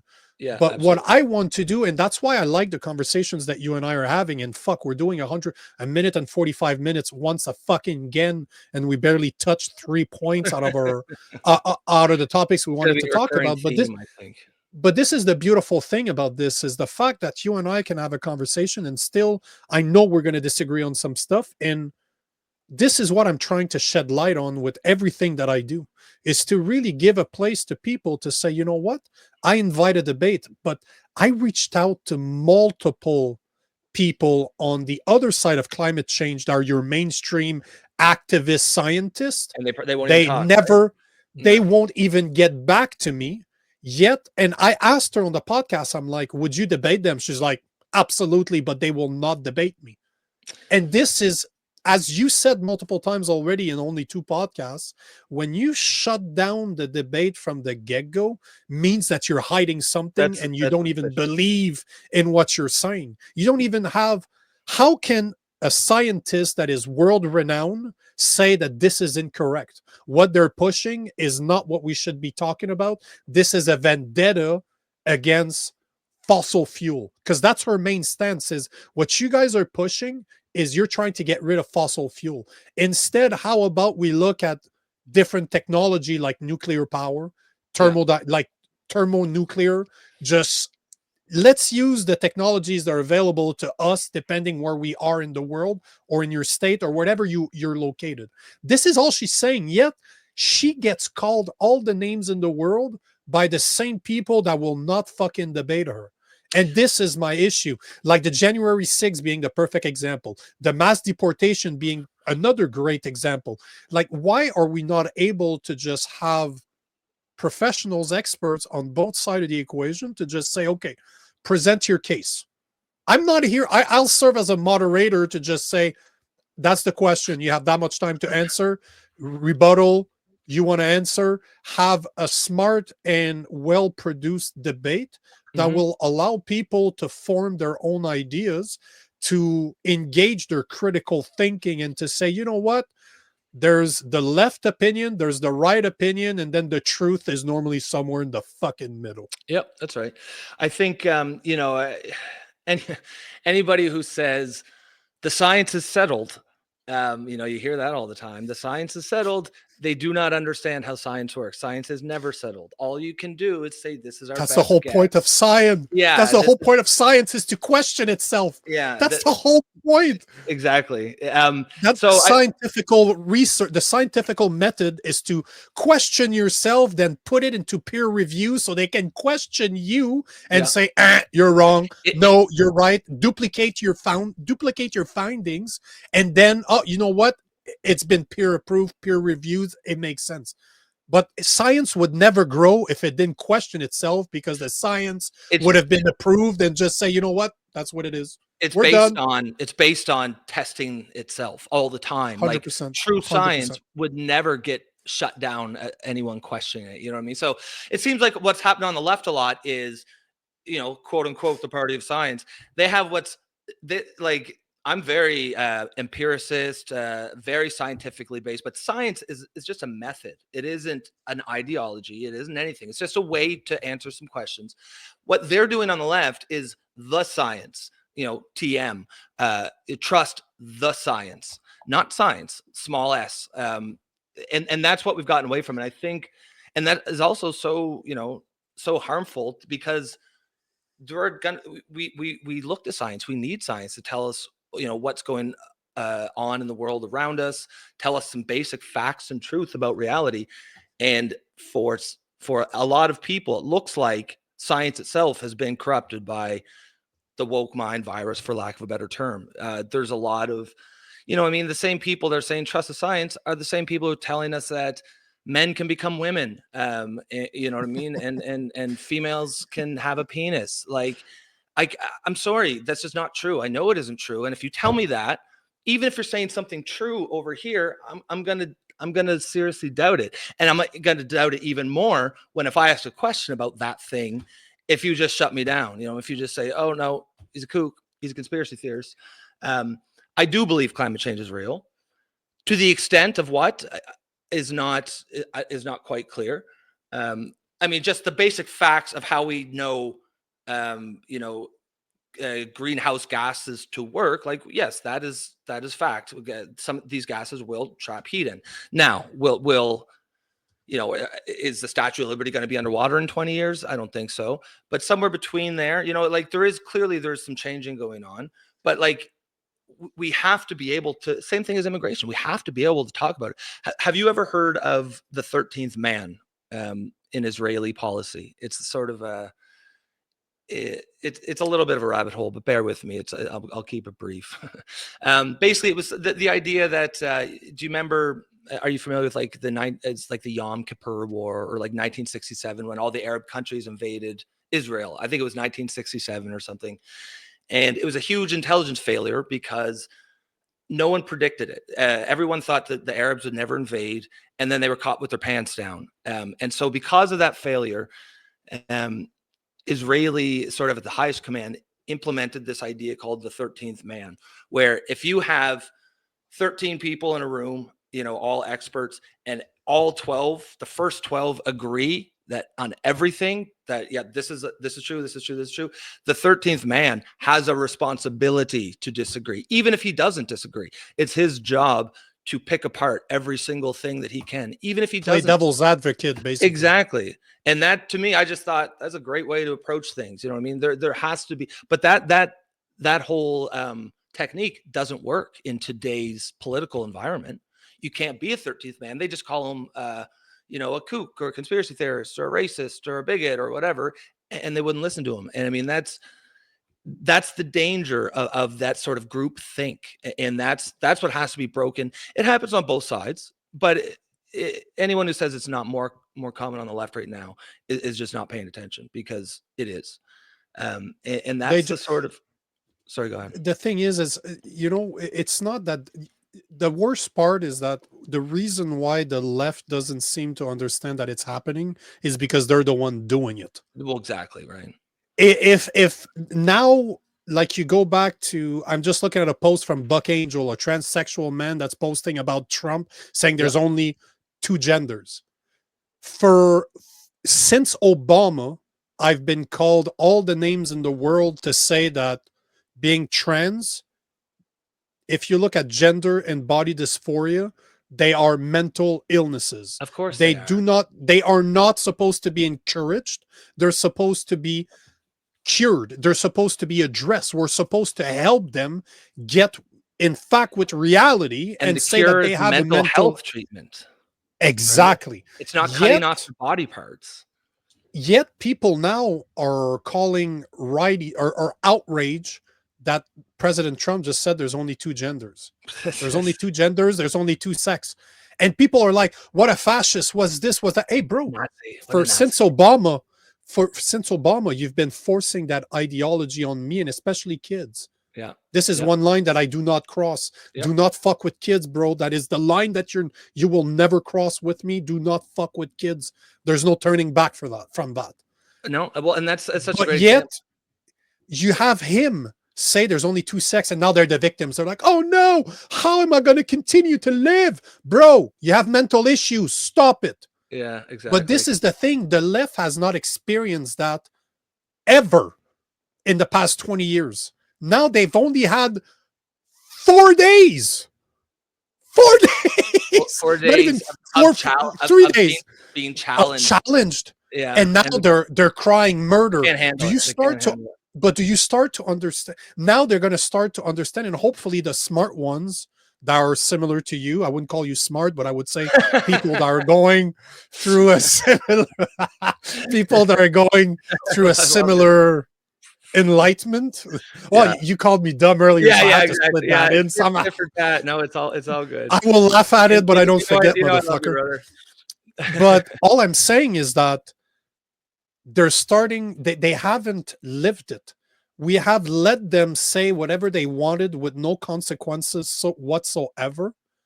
And now there's starting to be a pushback, and people are going to start to realize that, okay, hold on here.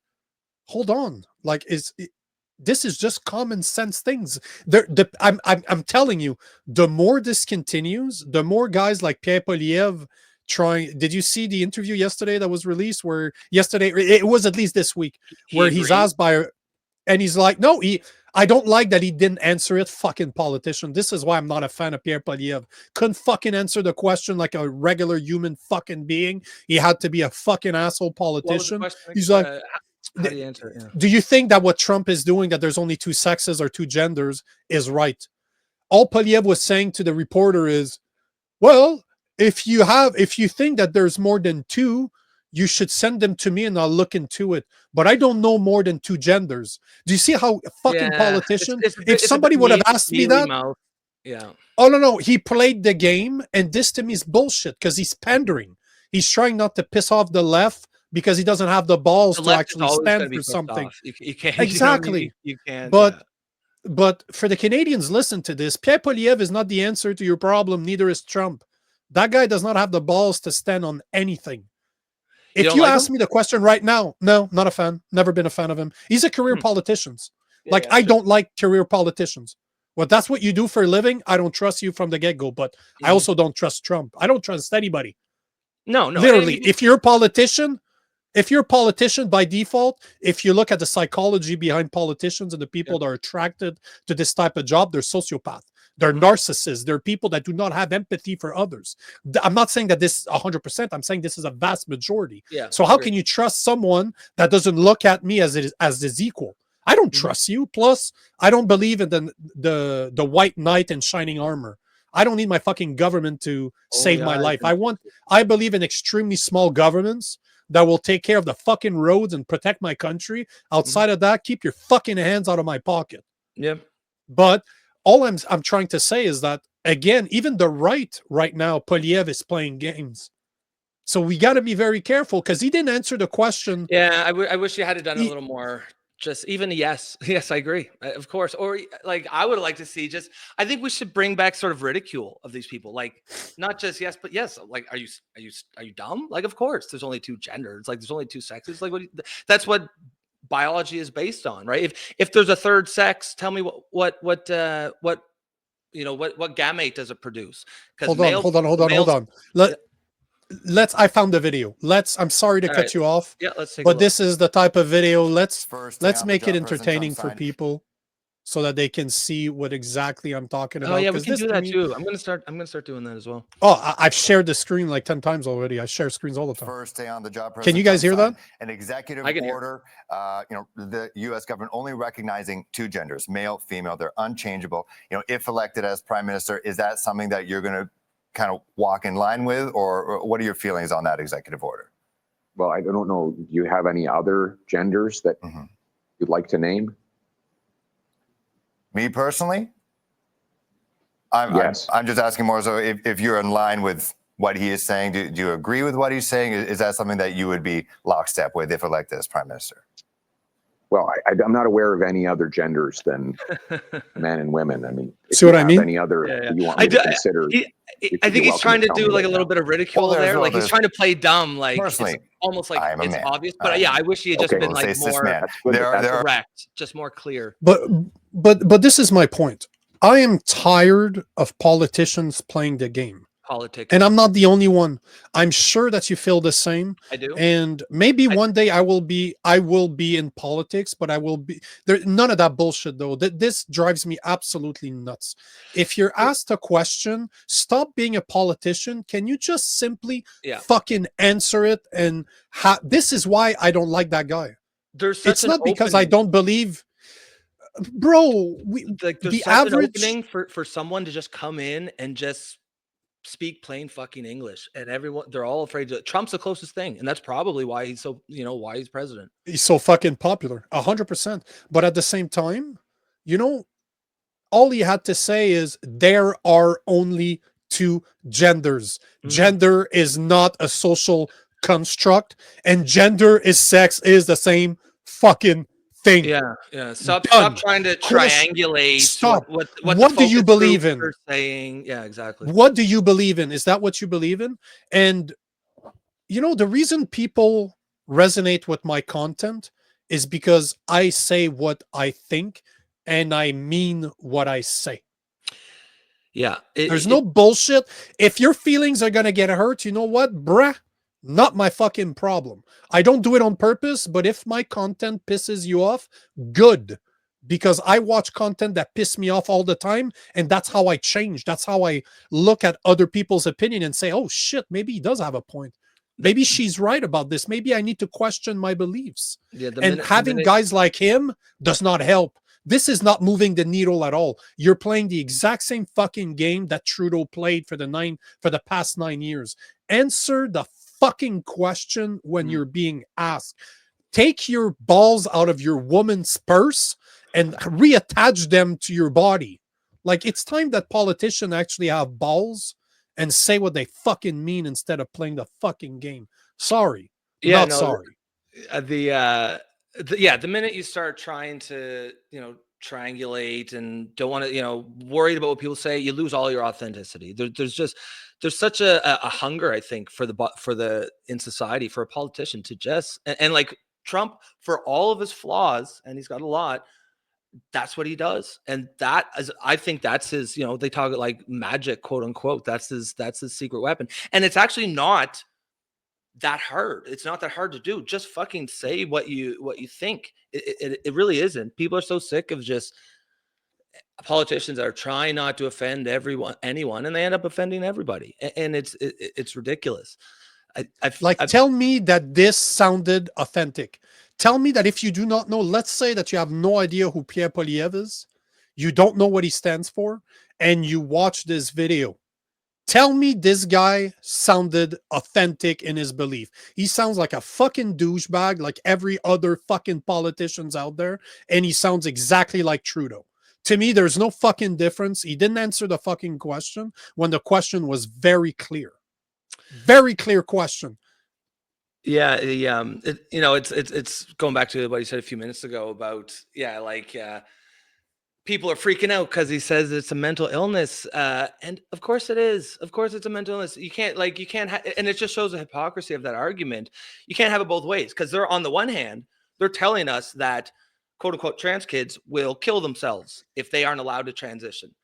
And then on the other hand, they're like, but it's not a mental illness. Like, motherfucker, if you're going to murder yourself because you can't cut your penis off, that is a mental illness.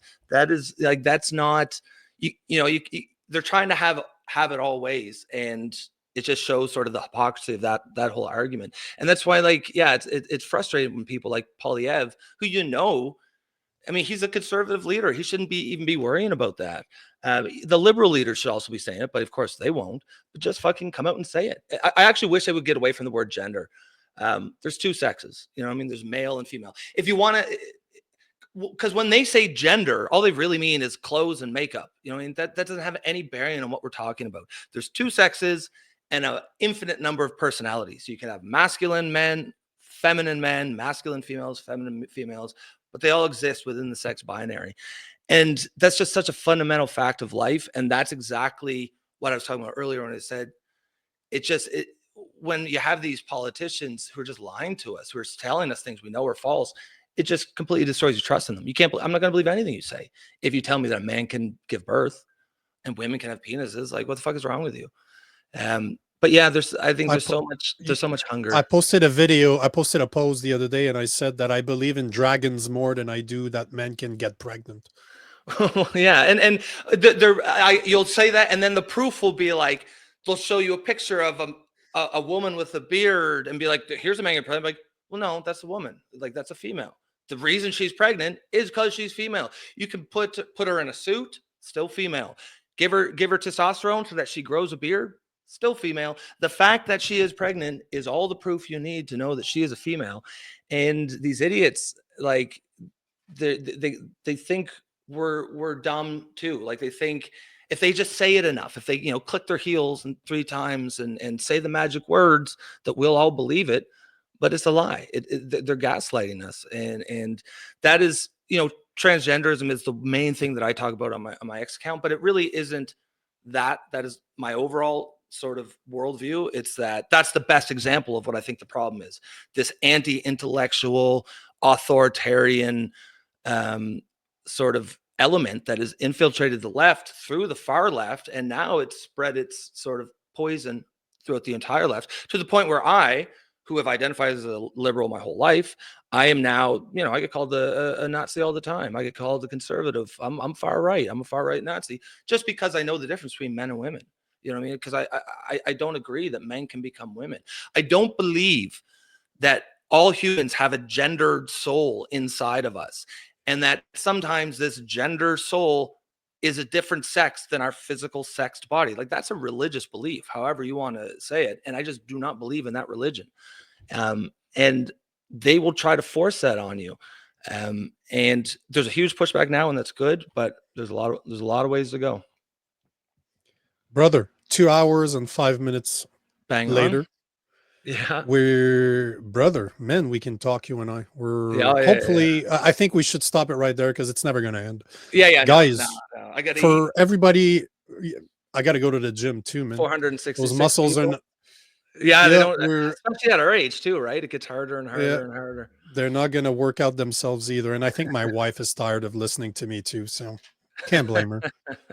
On that note, I want to thank every single one of you that's out there. We wouldn't do this if it wasn't for you guys. So thank you. Have a And great especially for the weekend. people who interacted with us, that we love that stuff. We'll see you next time. Peace out.